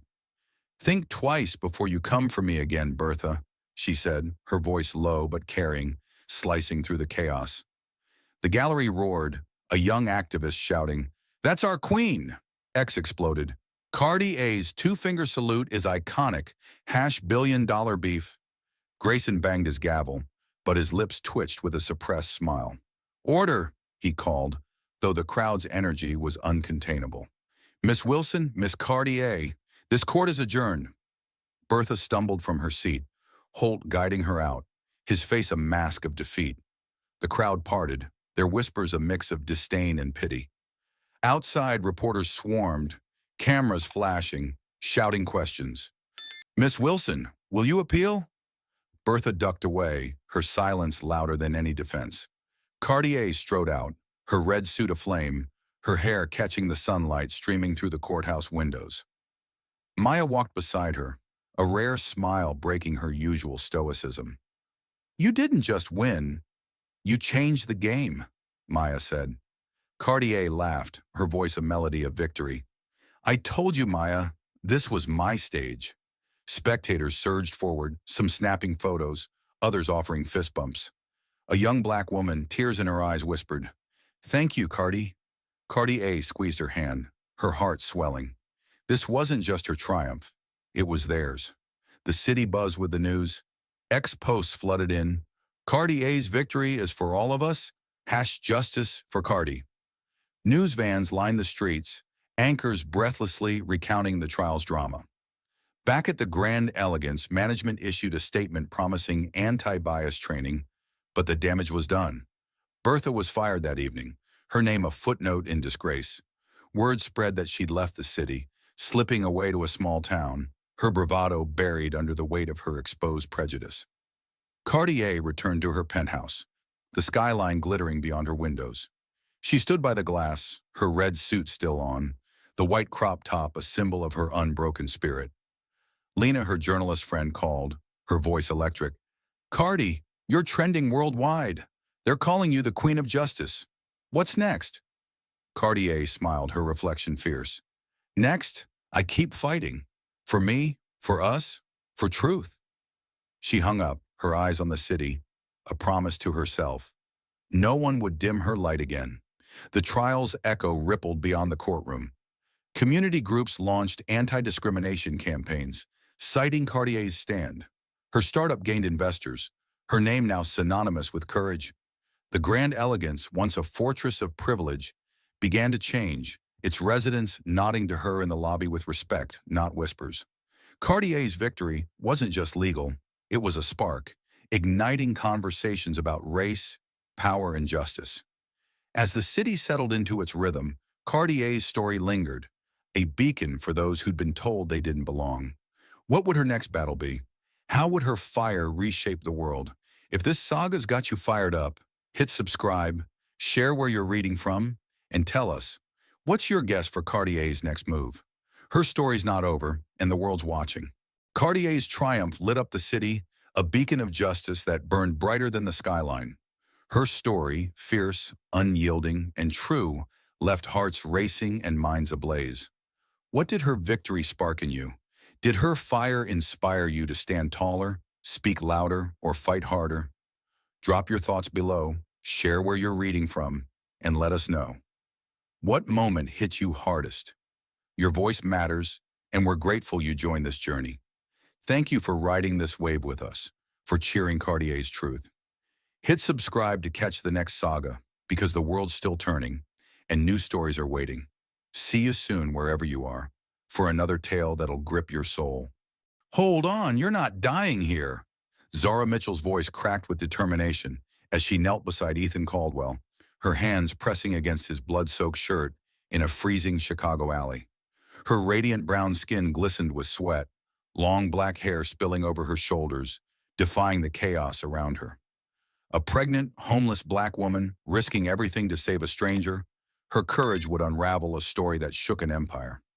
This is more than a tale of survival. It's a journey of truth, redemption, and a bond forged in fire. From a crumbling warehouse to a corporate boardroom, Zara's defiance and Ethan's awakening will leave you breathless. If this grips your heart, hit subscribe and share where you're watching from. Chicago, New York, or beyond, day or night. Her secret, buried by power, changed everything. Stick around to see how one woman's truth rebuilt a future. The Chicago wind howled like a wounded animal, tearing through the narrow alley behind Caldwell Enterprises as dusk bled into night. It was December, and the city's pulse thrummed with the chaos of rush hour. Honking cabs, the distant screech of a train, the shuffle of commuters buried in their coats. Ethan Caldwell, 38, CEO of a tech empire worth billions, stepped out of the glass tower's back exit, his navy wool coat flapping against his tailored suit. His breath clouded in the frigid air, his polished loafers clicking against the uneven pavement. He was late for a gala, his phone buzzing with texts from his assistant, James, about investors waiting at the venue. Ethan's mind was elsewhere. Stock dips, a looming board meeting, his sister Lauren's cryptic email about cleaning up loose ends. He didn't see the shadows shift in the alley's mouth. 3 figures emerged from the dark, hoods low, faces obscured. They moved fast, silent as wolves. Ethan's instincts kicked in too late. A metal pipe glinted under a flickering streetlight, arcing toward his head. Pain exploded behind his eyes as the pipe connected, a sickening crack echoing off the brick walls. He stumbled, his phone clattering to the ground, screen shattering. Blood, warm and metallic, trickled down his temple. The world tilted. Another blow landed on his ribs and he gasped, collapsing onto the icy pavement. His vision blurred, the alley spinning into a haze of gray and black. The attackers loomed, their boots scuffing closer. One muttered something low, guttural, a threat, a command. Ethan's heart pounded, each beat weaker, his fingers clawing at the ground.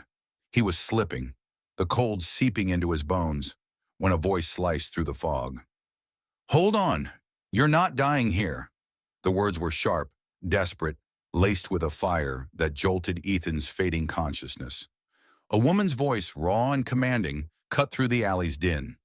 Zara Mitchell burst into the scene like a storm, her pregnant frame silhouetted against the dim glow of a neon sign.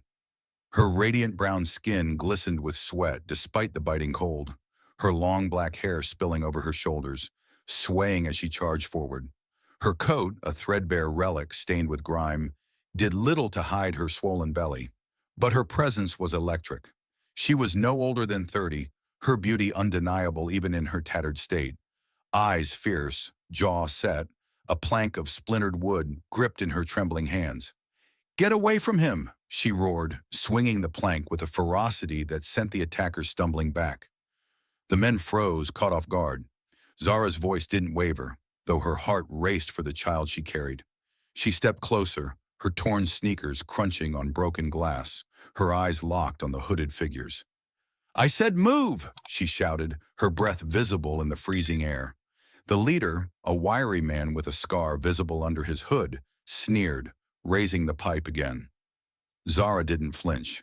She swung the plank, catching his wrist with a thud. He cursed, dropping the weapon, and the others hesitated, their bravado crumbling under her glare.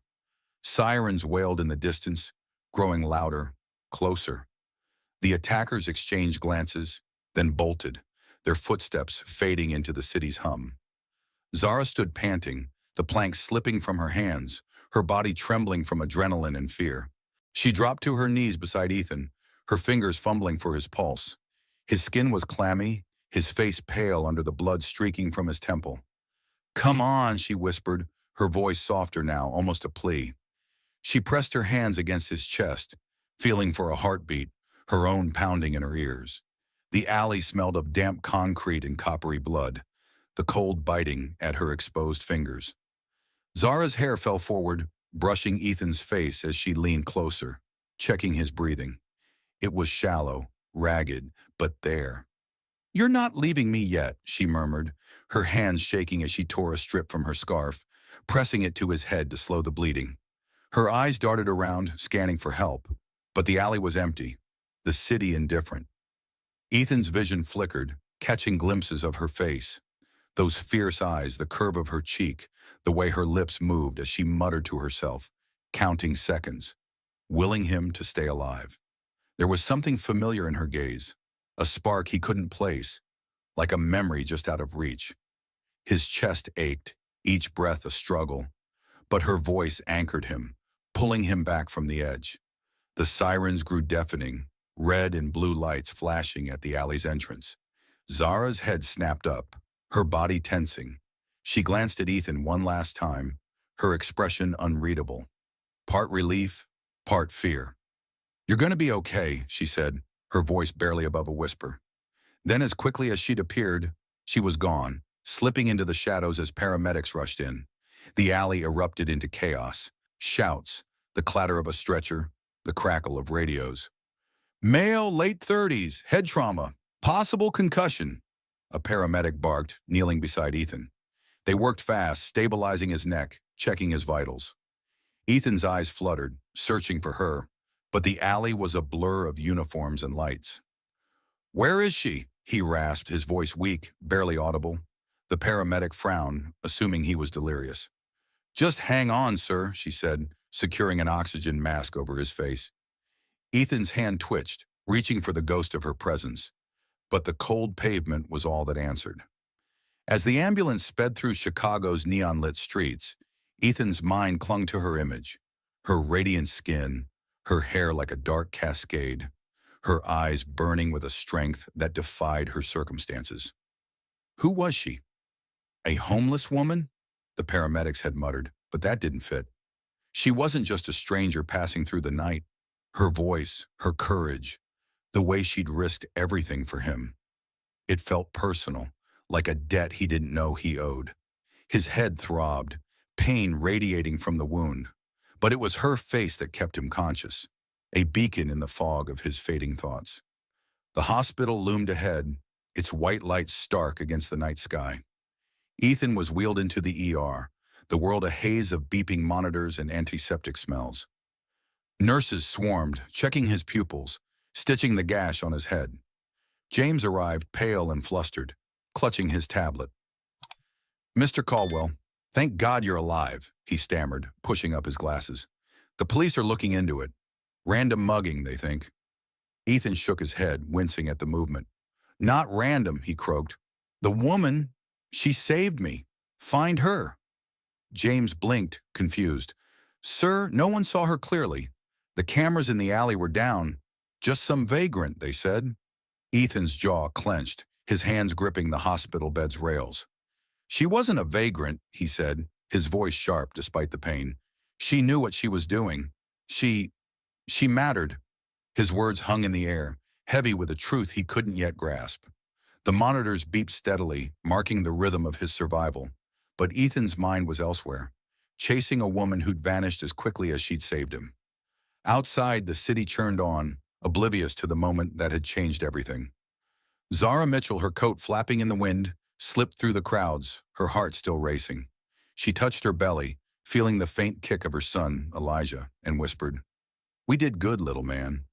But her eyes were wary, scanning the shadows. She'd saved a life, but at what cost? The man she'd pulled from death's grip wasn't just anyone. He was Ethan Caldwell, a name tied to her past, to the ruin of her life. As she disappeared into the night, the weight of her secret pressed harder than the cold ever could. The hospital room was a sterile cage, its fluorescent lights buzzing like trapped insects. Ethan Caldwell lay propped against starched pillows, the steady beep of the heart monitor a metronome to his racing thoughts. The stitches on his temple itched, a dull throb pulsing beneath the bandage. But the pain was nothing compared to the image burned into his mind. A woman, radiant and fierce, her long black hair spilling over her shoulders, her brown skin glowing under the alley's dim neon. Zara Mitchell. Her name was a whisper he hadn't yet spoken, but her face, those eyes sharp with courage and something deeper, something familiar, haunted him. She'd saved his life, risked her own, and vanished into Chicago's frozen night like a ghost. Ethan's fingers tightened around the bed rail, his jaw set. He needed to find her. Outside, the city woke under a gray dawn, the skyline jagged against a sky heavy with snow. Inside, the room felt smaller with every passing minute. James Porter, Ethan's assistant, stood by the window, his wiry frame hunched over a tablet, scrolling through emails and news alerts. "Mr. Caldwell, the police are still investigating the attack," James said, his voice clipped, glasses glinting as he glanced up. "They're calling it a random mugging. The PR team's drafting a statement to keep the press at bay." Ethan barely heard him. His eyes were fixed on the door as if she might walk through it, her tattered coat trailing, her voice cutting through the haze again. "Hold on. You're not dying here." "James," Ethan interrupted, his voice rough from the oxygen mask he'd worn hours ago. "The woman who saved me, what do we know?" James blinked, caught off guard. He adjusted his glasses, stalling. "Sir, there's not much. No one got her name. The alley cameras were vandalized, probably by the attackers. A few witnesses mentioned a homeless woman, pregnant, maybe unstable. They said she was yelling, swinging a plank like she was possessed." Ethan's eyes narrowed. "Unstable?" The word tasted bitter. "She wasn't unstable. She was fearless." He saw her again in his mind, charging into danger, her swollen belly no match for her fire. "Find her." James shifted uncomfortably, tapping his tablet. "Sir, the police checked. No ID, no clear description. She was gone before the paramedics arrived. Probably just a drifter passing through." Ethan's hand slammed against the bed rail, the sound sharp in the quiet room. "She wasn't a drifter," he snapped. "She knew what she was doing. She saved my life, James. I owe her." His voice softened, almost a whisper. "I need to know who she is." James nodded, though his eyes betrayed doubt. "I'll make some calls, sir. But the board's already breathing down my neck about your appearance at the gala tonight. They're worried about stock prices if you don't show." Ethan waved him off, his gaze drifting to the window. The city sprawled below, a maze of steel and glass, hiding her somewhere in its shadows. The tabloids were already feasting. Billionaire CEO attacked, saved by mystery woman. Screaming headlines plastered his face across every newsstand, but none mentioned her, only vague whispers of a vagrant or crazed bystander. Ethan's chest tightened. She wasn't a bystander. She was a force, a storm that had blown through his life and left him grasping for answers. Why had she run? And why did her face feel like a memory he couldn't place? Hours later, discharged from the hospital, Ethan sat in the back of his black SUV, the leather seats cold against his bruised ribs. His driver navigated Chicago's crowded streets, but Ethan's eyes scanned the sidewalks, searching for her. Every figure in a worn coat made his pulse quicken, only to deflate when it wasn't her. He rubbed his temple, the stitches pulling under his fingers. "James," he said, his voice low, "check the security footage again. Every camera within a block of that alley. I don't care if it's grainy. I want her face." James, seated beside him, hesitated. "Sir, the PR team thinks we should let this go. The story's already spinning out of control. People saying she might be dangerous, a liability. We don't want to stir up more." "I don't give a damn about PR," Ethan cut in, his voice like steel. "She's not dangerous. She's the only reason I'm breathing." James swallowed, nodding, and tapped out a message on his tablet. Ethan leaned back, closing his eyes, her image flashing again, her hair catching the neon light, her hands steady as she pressed the scarf to his wound. There was something in her eyes, not just courage, but pain, a grief that felt personal. He'd seen it before, hadn't he? A boardroom years ago, a young woman with that same fire, dismissed with a laugh. The memory was a splinter, sharp and buried deep. Back at Caldwell Enterprises, Ethan's corner office on the 50th floor was a fortress of glass and steel, the city glittering below like a promise of control. But control felt like a lie now. He stood by the floor-to-ceiling windows, his reflection pale, the bandage on his head stark against his dark hair. The attack had shaken him, not just physically, but deeper, in a place he hadn't touched in years. He was Ethan Caldwell, untouchable, a man who built empires with a signature. Yet a stranger, a pregnant, homeless woman, had been his salvation. His fingers grazed the bandage, her voice echoing, "You're not dying here." He needed to know why she'd cared enough to save him, and why she'd fled. James knocked, entering with a stack of papers and a nervous frown. "Sir, I reached out to the police and private security firms. No leads on the woman. But," he hesitated, glancing at the door, "there's something else. The attack wasn't random. The police found a burner phone one of the thugs dropped.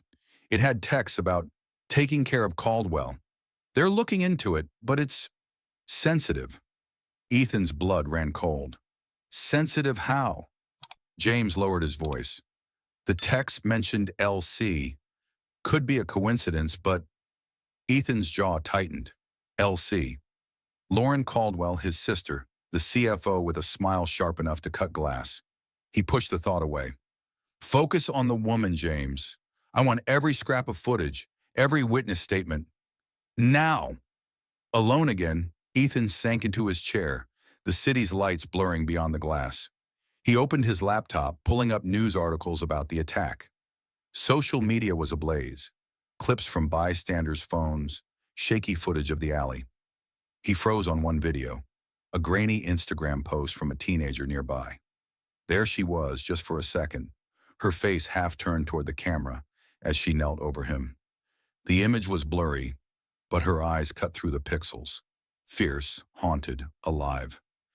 Ethan's heart pounded. She wasn't just a savior, she was a puzzle, a piece of his world he'd overlooked. He slowed the video, frame by frame, her hair a dark cascade, her hands steady despite the chaos. There was something else in her expression, something that hit him like a fist. Recognition. She'd known who he was. Ethan leaned back, his breath uneven. The attack, the texts, her face. It was all connected, wasn't it? He opened the company's HR database, fingers trembling as he typed Mitchell into the search bar. A single file appeared. Zara Mitchell, data analyst, terminated 3 years ago. No photo, no details, just a curt note. Dismissed for breach of conduct. His stomach twisted. Conduct? She'd saved his life, risked her own, and his company had cast her out. He clicked the file, but it was locked, sealed under high-level clearance. Lauren's clearance.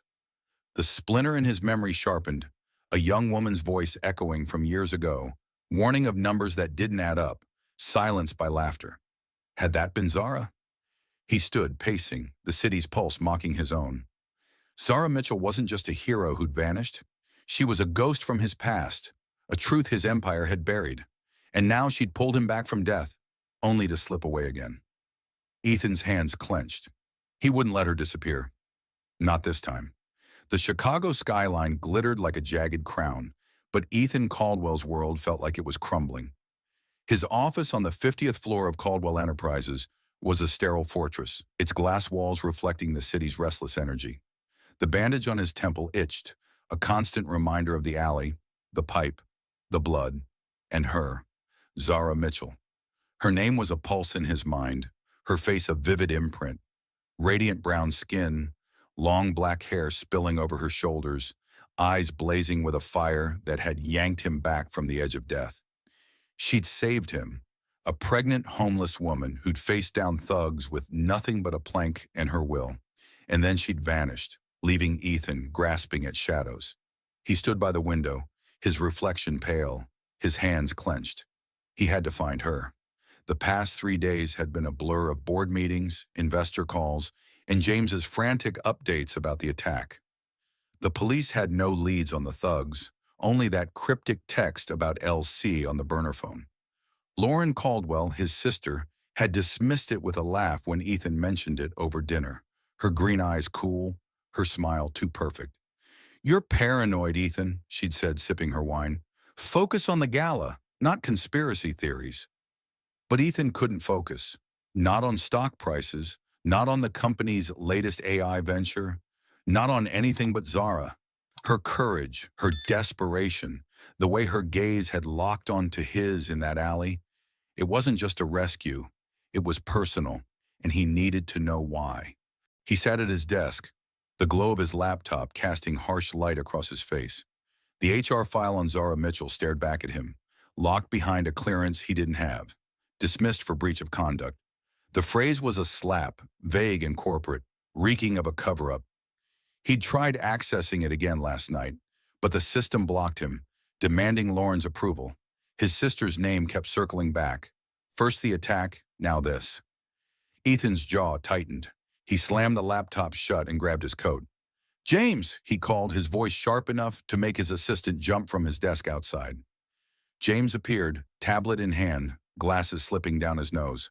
"Sir, the board's expecting your presentation in—" "Forget the board," Ethan snapped, pulling on his coat.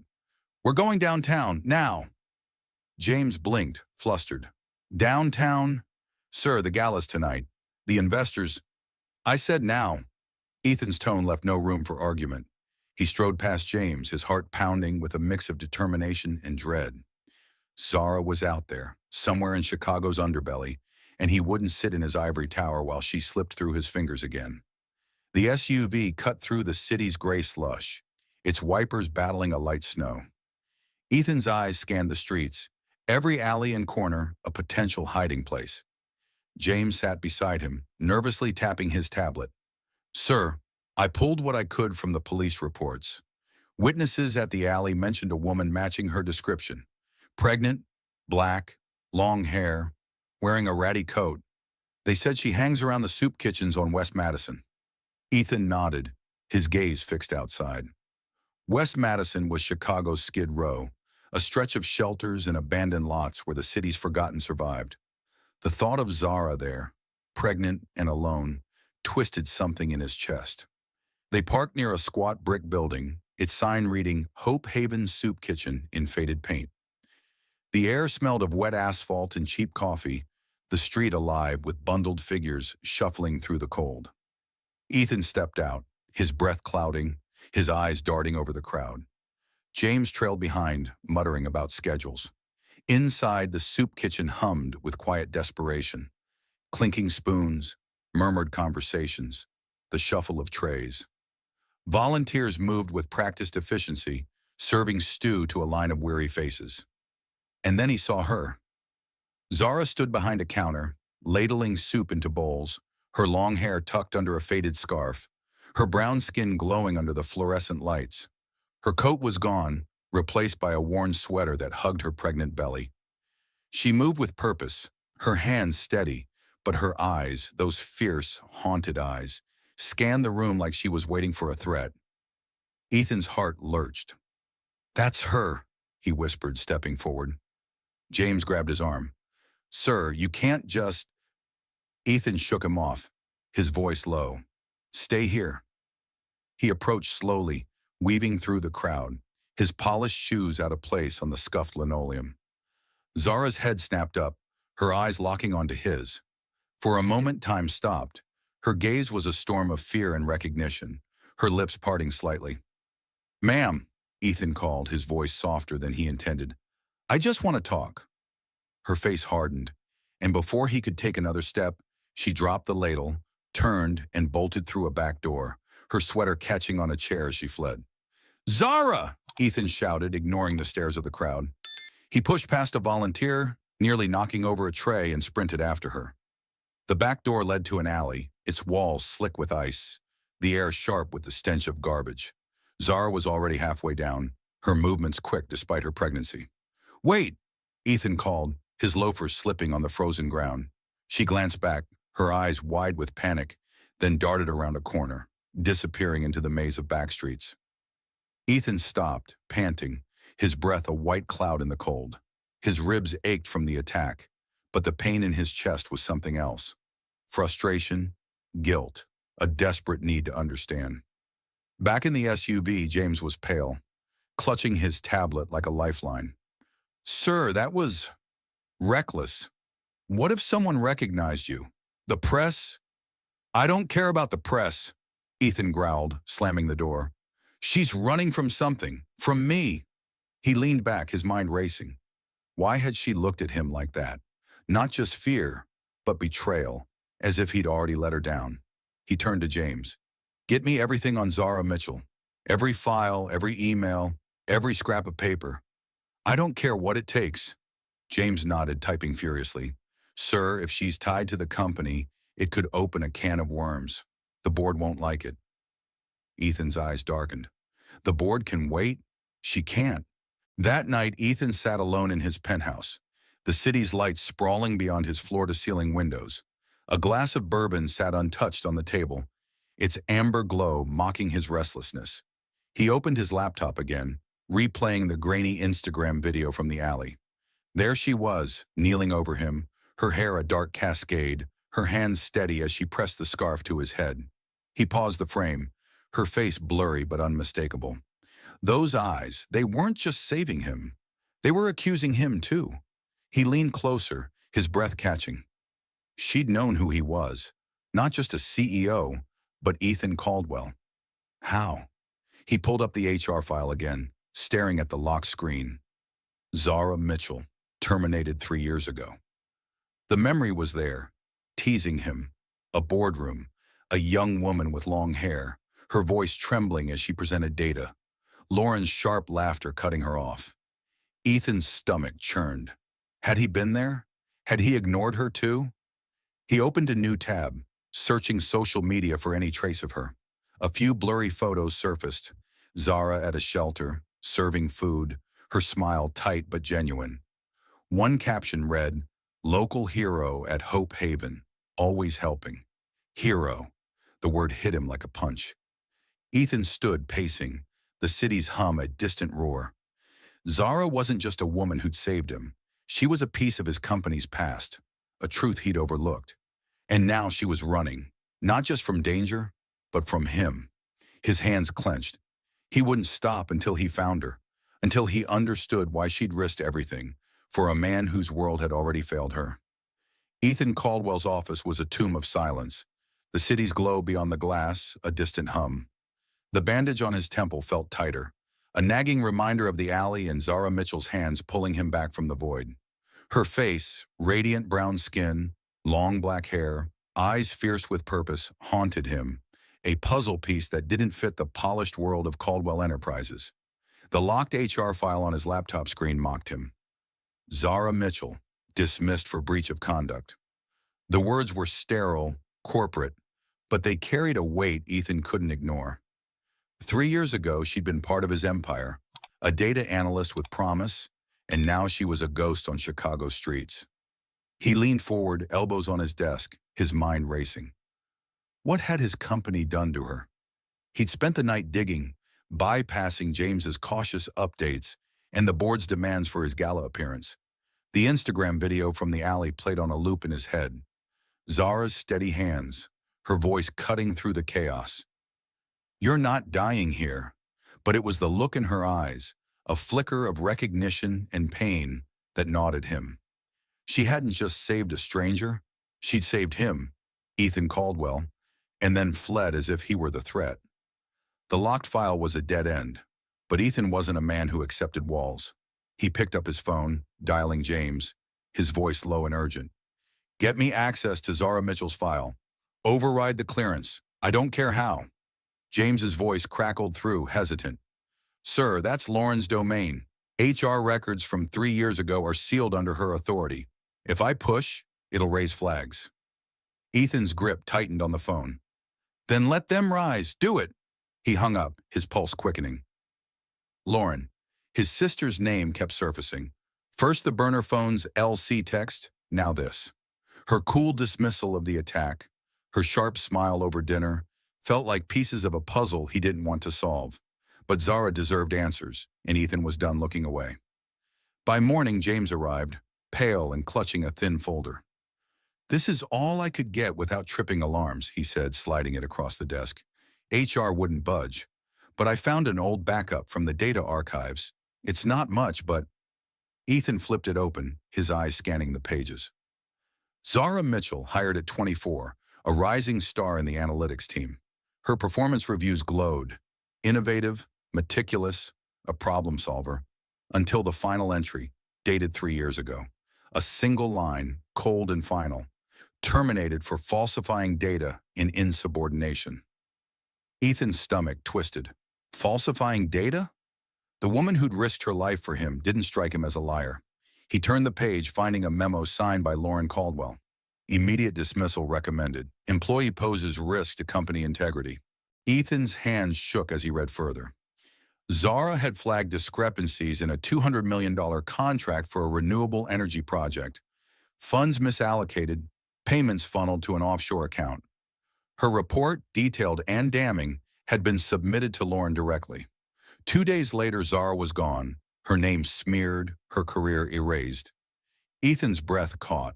He remembered that project, Lauren's pet initiative, celebrated in press releases as a triumph of green tech. He'd signed off on it, distracted by a merger, trusting his sister's numbers. Had he signed off on Zara's ruin too?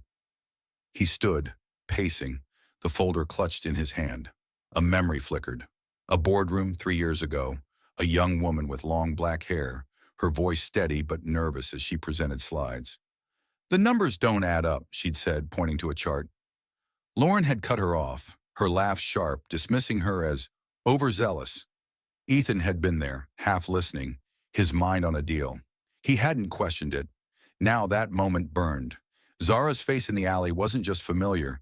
It was the same woman, her fire undimmed despite what they'd done to her. "James," Ethan said, his voice low. "Who handled Zara's termination?"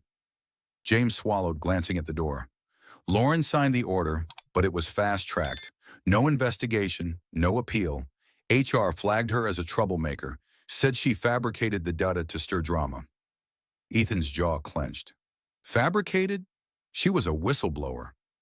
James nodded, his voice barely a whisper. "There's more. She tried to escalate it, filed a complaint with legal, even reached out to you directly. Emails, calls, all blocked. Lauren's team buried it." Ethan sank into his chair, the folder falling to the desk. Buried. Zara had tried to reach him, and he'd never known. He saw her now, in that alley, her hands pressing life back into him, her eyes holding a grief he hadn't understood. She wasn't just saving him, she was defying the empire that had crushed her. His company, his family, his sister. The weight of it hit like a blow, heavier than the pipe in the alley. "Lauren," he muttered, the name bitter on his tongue.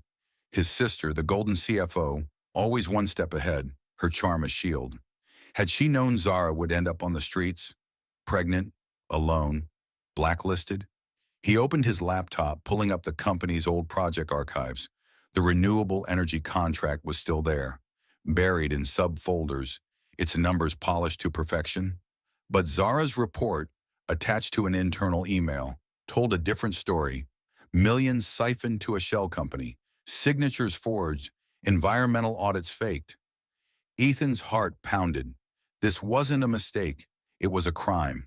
And Lauren had orchestrated it, painting Zara as the villain to protect her own legacy. Ethan's hands trembled as he forwarded the report to his private email. He needed proof, hard evidence, before confronting her.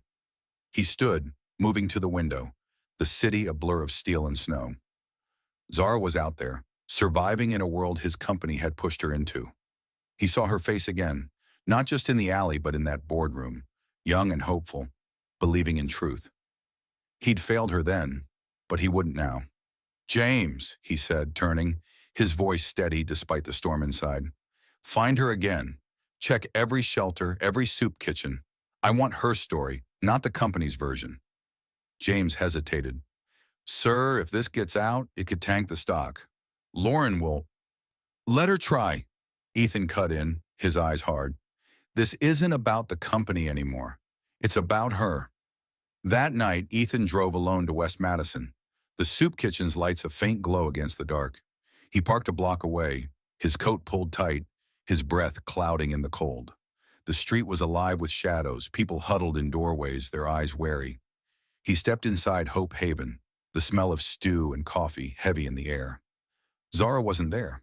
A volunteer, an older woman with kind eyes, recognized him from the news. "You looking for her, aren't you?" she said, wiping her hands on an apron. "The one who saved you." Ethan nodded, his throat tight. "She comes and goes," the woman said. "Helps out, then disappears. Got a lot of ghosts, that one." Ethan left, his chest aching. Zara wasn't just hiding from him. She was hiding from a world that had turned its back on her. He drove past the alley where she'd saved him, the neon sign flickering above. Her voice echoed in his mind, fierce and unyielding. "You're not dying here." But it wasn't just his life she'd saved. It was something deeper, a spark of truth he'd ignored for too long. He gripped the steering wheel, his resolve hardening. Zara Mitchell had exposed a rot in his empire, and he'd buried it. Now he'd unearth it, no matter the cost. For her, for the child she carried, and for the man he was starting to become. Ethan Caldwell's SUV crawled through Chicago's snow-dusted streets, the city's pulse a distant thrum against his racing heart. The folder on Zara Mitchell, now creased from his grip, lay on the passenger seat, a damning archive of his company's betrayal. Zara, the woman who'd saved him from death's grip in that alley, wasn't just a hero. She was a casualty of Caldwell Enterprises, her life dismantled by his sister Lauren's hand. Ethan's knuckles whitened on the steering wheel as he navigated toward West Madison, the soup kitchen's faint glow a beacon in his mind. He'd seen Zara there once, fleetingly, her radiant brown skin and long black hair, unmistakable even in her faded sweater. She'd run from him then, her eyes sharp with fear and something deeper, betrayal. Tonight, he wouldn't let her slip away. The warehouse loomed ahead, a crumbling relic of Chicago's industrial past, its windows jagged like broken teeth. Ethan parked a block away, his breath clouding in the frigid air as he stepped out, his coat no shield against the chill of what he was about to face. The alley attack, the locked HR file, Lauren's name on Zara's dismissal. They were threads of a truth he'd ignored for too long. He moved quietly, his loafers crunching on ice, guided by a tip from the soup kitchen volunteer. Zara was here, hiding in the shadows of a place his company had helped reduce to rubble. The irony wasn't lost on him. Inside, the warehouse was a maze of decay, peeling paint, rusted beams, the air thick with mildew. A faint light flickered from a doorway at the end of a corridor. Ethan's heart pounded as he approached, his steps careful on the uneven floor. He pushed the door open, and there she was. Zara Mitchell stood by a cracked window, her pregnant silhouette stark against the moonlight. Her long hair fell over her shoulders, her brown skin catching the faint glow, her hands resting protectively on her belly. She wore the same worn sweater, her torn coat draped over a crate. Her eyes snapped to him, wide with alarm, then narrowed into something harder. Resignation, maybe anger. Zara Mitchell, Ethan said softly, his voice trembling with the weight of her name. She froze, her shoulders stiffening. You shouldn't be here, she said, her voice low, edged with a bitterness that cut deeper than the cold. Ethan raised his hands, palms open, stepping closer. I'm not here to hurt you. I just want to talk. Zara's laugh was sharp, humorless. Talk? Now you want to talk? She turned to face him fully, her eyes blazing, her beauty undimmed by the exhaustion etched into her face. You had 3 years to talk, Mr. Caldwell. You didn't. Ethan's chest tightened, her words a blade sinking into his guilt. I didn't know, he said, his voice breaking. I didn't know what they did to you. He took another step, the folder heavy in his hand. I found your file, the report you wrote, the contract discrepancies. Lauren buried it. She buried you. Zara's eyes flickered, a storm of emotions crossing her face. Pain, defiance, a flicker of hope quickly smothered. You think showing up here with apologies fixes anything? She said, her voice rising. Your sister didn't just fire me. She made sure I had nothing. No job, no home, no name. I'm out here because of her, because of you. Ethan flinched, the truth landing like a blow. He saw her now, not just as the woman who'd saved him, but as the young analyst in that boardroom 3 years ago, her voice steady as she'd pointed out numbers that didn't add up, only to be laughed out by Lauren. He'd been there, distracted, complicit in his silence. I'm sorry, he whispered, the words inadequate, raw. Zara shook her head, stepping back, her hand brushing the crate where a stack of papers lay. Dog-eared, stained, but unmistakably company documents. Sorry doesn't give me back my life, she said. I was 24, Ethan. I believed in your company. I thought truth mattered. She turned away, her gaze fixed on the window, the city's lights a cruel reminder of the world she'd been cast out of. I saved you for my son, Elijah, she said, her voice softening, almost breaking. So he'd know his mom didn't let hate win. Not because you deserved it. Ethan's throat tightened, her words slicing through him. He saw the crate now. Folders, USB drives, scraps of paper, all marked with Caldwell Enterprises logo. What is this? He asked, his voice barely above a whisper. Zara's eyes met his, fierce and unyielding. Everything your sister tried to erase, she said. I made copies before they wiped my system. Contracts, emails, and proof of the money she funneled offshore. I tried to tell you. I emailed, called, and stood outside your tower like a fool. You walked past me. Ethan's knees buckled, the memory crashing back. A young woman outside the building, her face blurred by his haste, her voice drowned by his indifference. He sank onto a rusted chair, the folder slipping from his hand. I didn't see you, he said, his voice hollow. I didn't know. You didn't want to know, Zara snapped, her voice cracking like ice. Your sister made sure no one listened. A black girl accusing America's tech golden family? I was nothing to you people. She touched her belly, her eyes glistening. But I'm not nothing to him. Ethan looked at her, really looked. Her strength, her pain, the fire that hadn't dimmed despite everything. Why save me then? He asked, his voice barely audible. After all we did? Zara's gaze softened, just for a moment. Because that moment wasn't about you, she said. It was about Elijah. I want him to grow up in a world where we don't let people die, no matter who they are. She paused, her voice steadying. But don't think I did it for you. I regret it some nights, knowing who you are. Ethan's heart stopped, her words a mirror to his shame. He stood, stepping closer, careful not to crowd her. I don't expect forgiveness, he said, but I need to make this right. Tell me how. Zara's eyes narrowed, searching his face for lies. You can't, she said, her voice firm. You can't undo 3 years of silence. Your company blacklisted me. Your sister made sure every door slammed shut. She gestured to the warehouse, its walls crumbling around them. This is where I ended up. Pregnant, broke, surviving. Ethan's gaze followed her hand, taking in the mattress in the corner, the crate of documents, the life she'd been forced into. "Let me help," he said, his voice raw.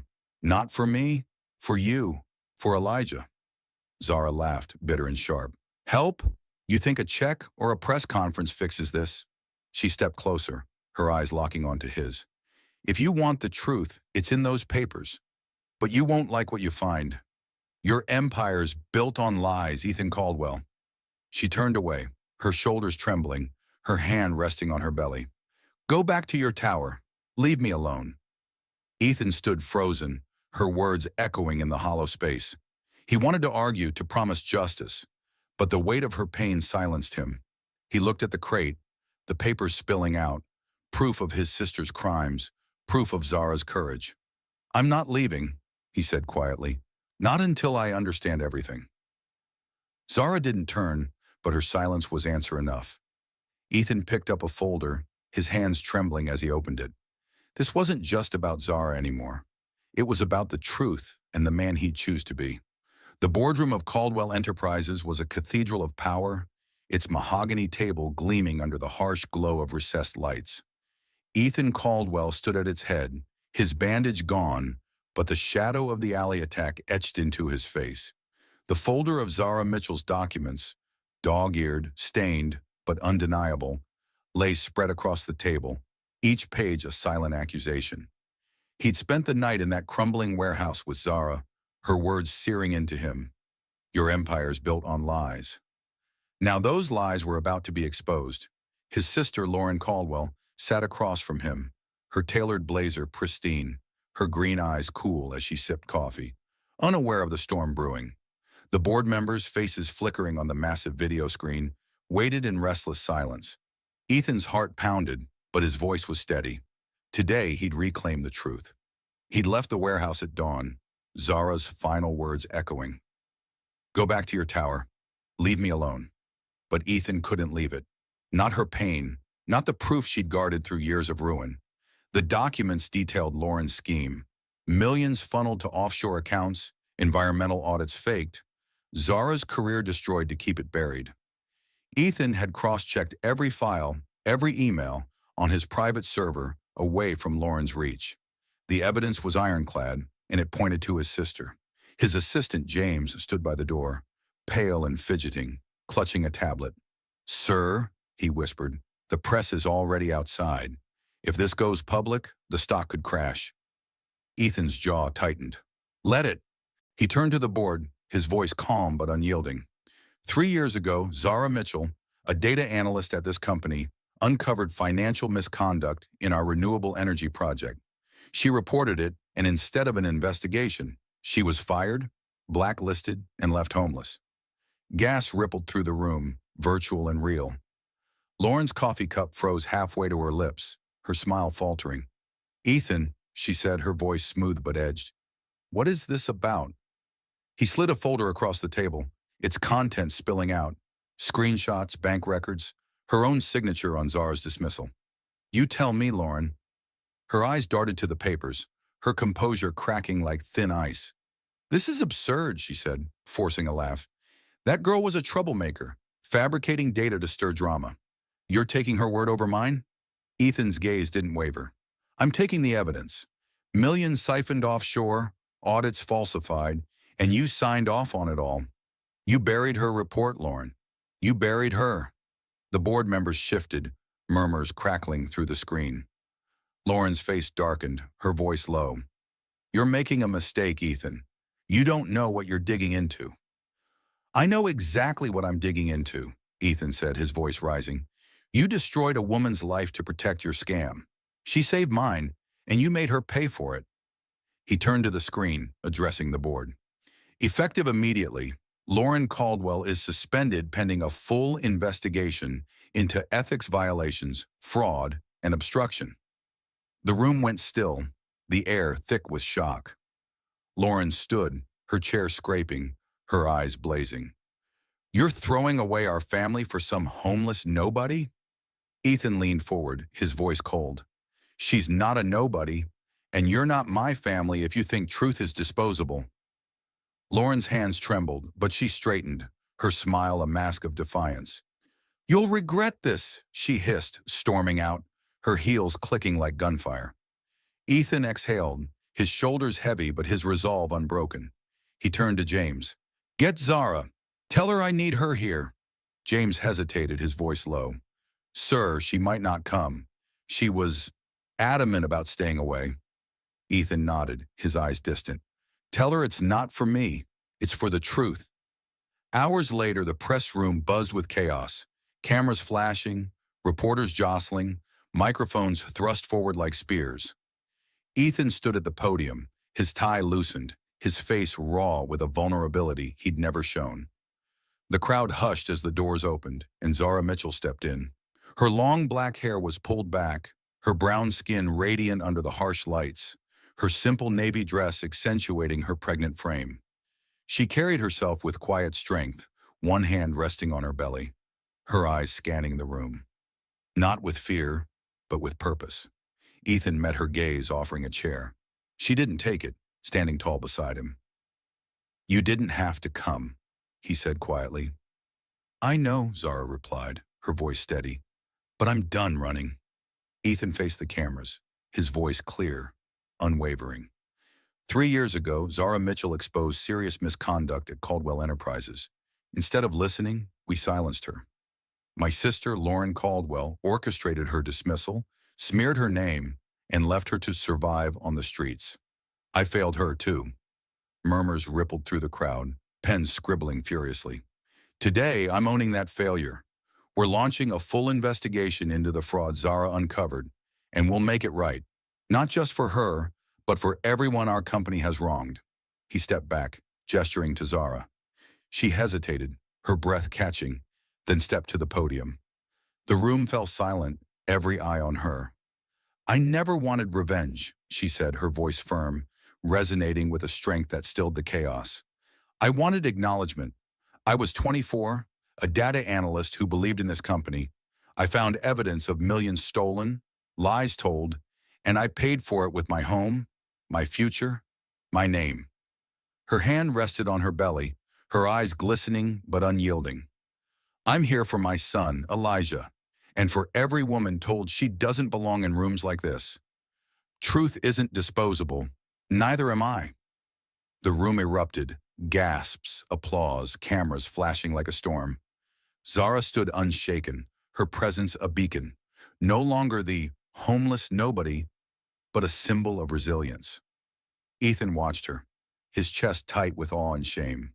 She wasn't just his savior, she was a force that had exposed his world's rot.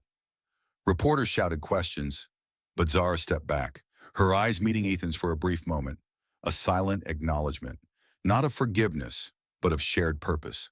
As the press conference ended, Ethan caught her arm gently outside the room, away from the cameras. "Thank you," he said, his voice low, "for coming, for speaking." Zara's eyes searched his, wary but softening. "I didn't do it for you," she said. "I did it for Elijah. For me." Ethan nodded, his throat tight. "I know, but I'm going to make this right, Zara. Not just today, but every day after." She studied him, her expression unreadable, then turned away, her silhouette fading into the crowd. Back in the boardroom, Ethan sat alone, the folder still open, its pages a map of his company's sins. Lauren was gone, her office sealed, her legacy unraveling. The board had already greenlit the investigation, auditors poring over the offshore accounts. But Ethan's mind was on Zara, her voice, her strength, the life she carried. He'd torn down one wall today, but the real work was just beginning. For the first time in years, he felt not like a CEO, but a man with a debt he could never fully repay. And he was ready to try. Spring painted Chicago's streets with tentative warmth, the snow giving way to budding trees and the hum of renewal.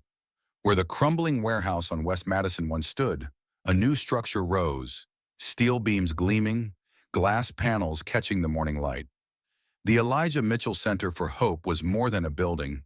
It was a promise, a monument to a woman's courage and a man's awakening. Ethan Caldwell stood at its entrance, no longer in his tailored suits, but in a simple gray hoodie and jeans, his hands in his pockets, his eyes tracing the sign bearing Zara Mitchell's son's name. The center, funded by Caldwell Enterprises, was a haven for the homeless and the silenced. Those like Zara, who'd been cast aside but never broken. Today was its opening, and Ethan felt like a guest in a story he'd only begun to understand. Inside, the center buzzed with life. Volunteers arranging chairs, youth mentors setting up computers, architects finalizing plans for a community garden. Zara Mitchell moved through the chaos with quiet authority, her long black hair braided neatly, her radiant brown skin glowing under the soft lights. Her navy dress, simple but elegant, hugged her now slimmer frame. Her newborn son, Elijah, nestled in a sling against her chest. She held a clipboard, directing a team of former Caldwell interns, now fully funded through a new diversity program she designed. Her eyes, once haunted by betrayal, now carried a fire tempered by hope. Ethan watched her from a distance, his chest tight with a mix of awe and humility. She was no longer the ghost from the alley. She was a force, reshaping the world one step at a time. The press conference 3 months ago had changed everything. Zara's words, "Truth isn't disposable, neither am I," had ignited a firestorm. News outlets ran her story for weeks, whistleblowers silenced, now vindicated. Lauren Caldwell's suspension had led to her resignation, her offshore accounts exposed, her reputation in tatters. The board, under Ethan's relentless push, had overhauled the company's ethics policies, with Zara's input shaping new transparency measures.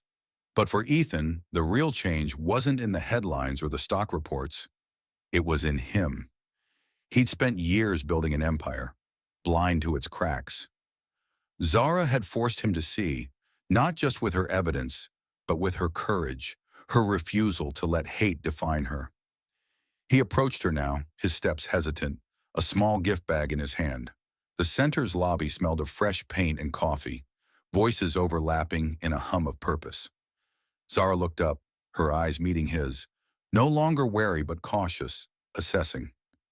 "Ethan," she said, her voice steady, a faint smile tugging at her lips. "Didn't expect you to ditch the suit." He chuckled, a sound raw with relief.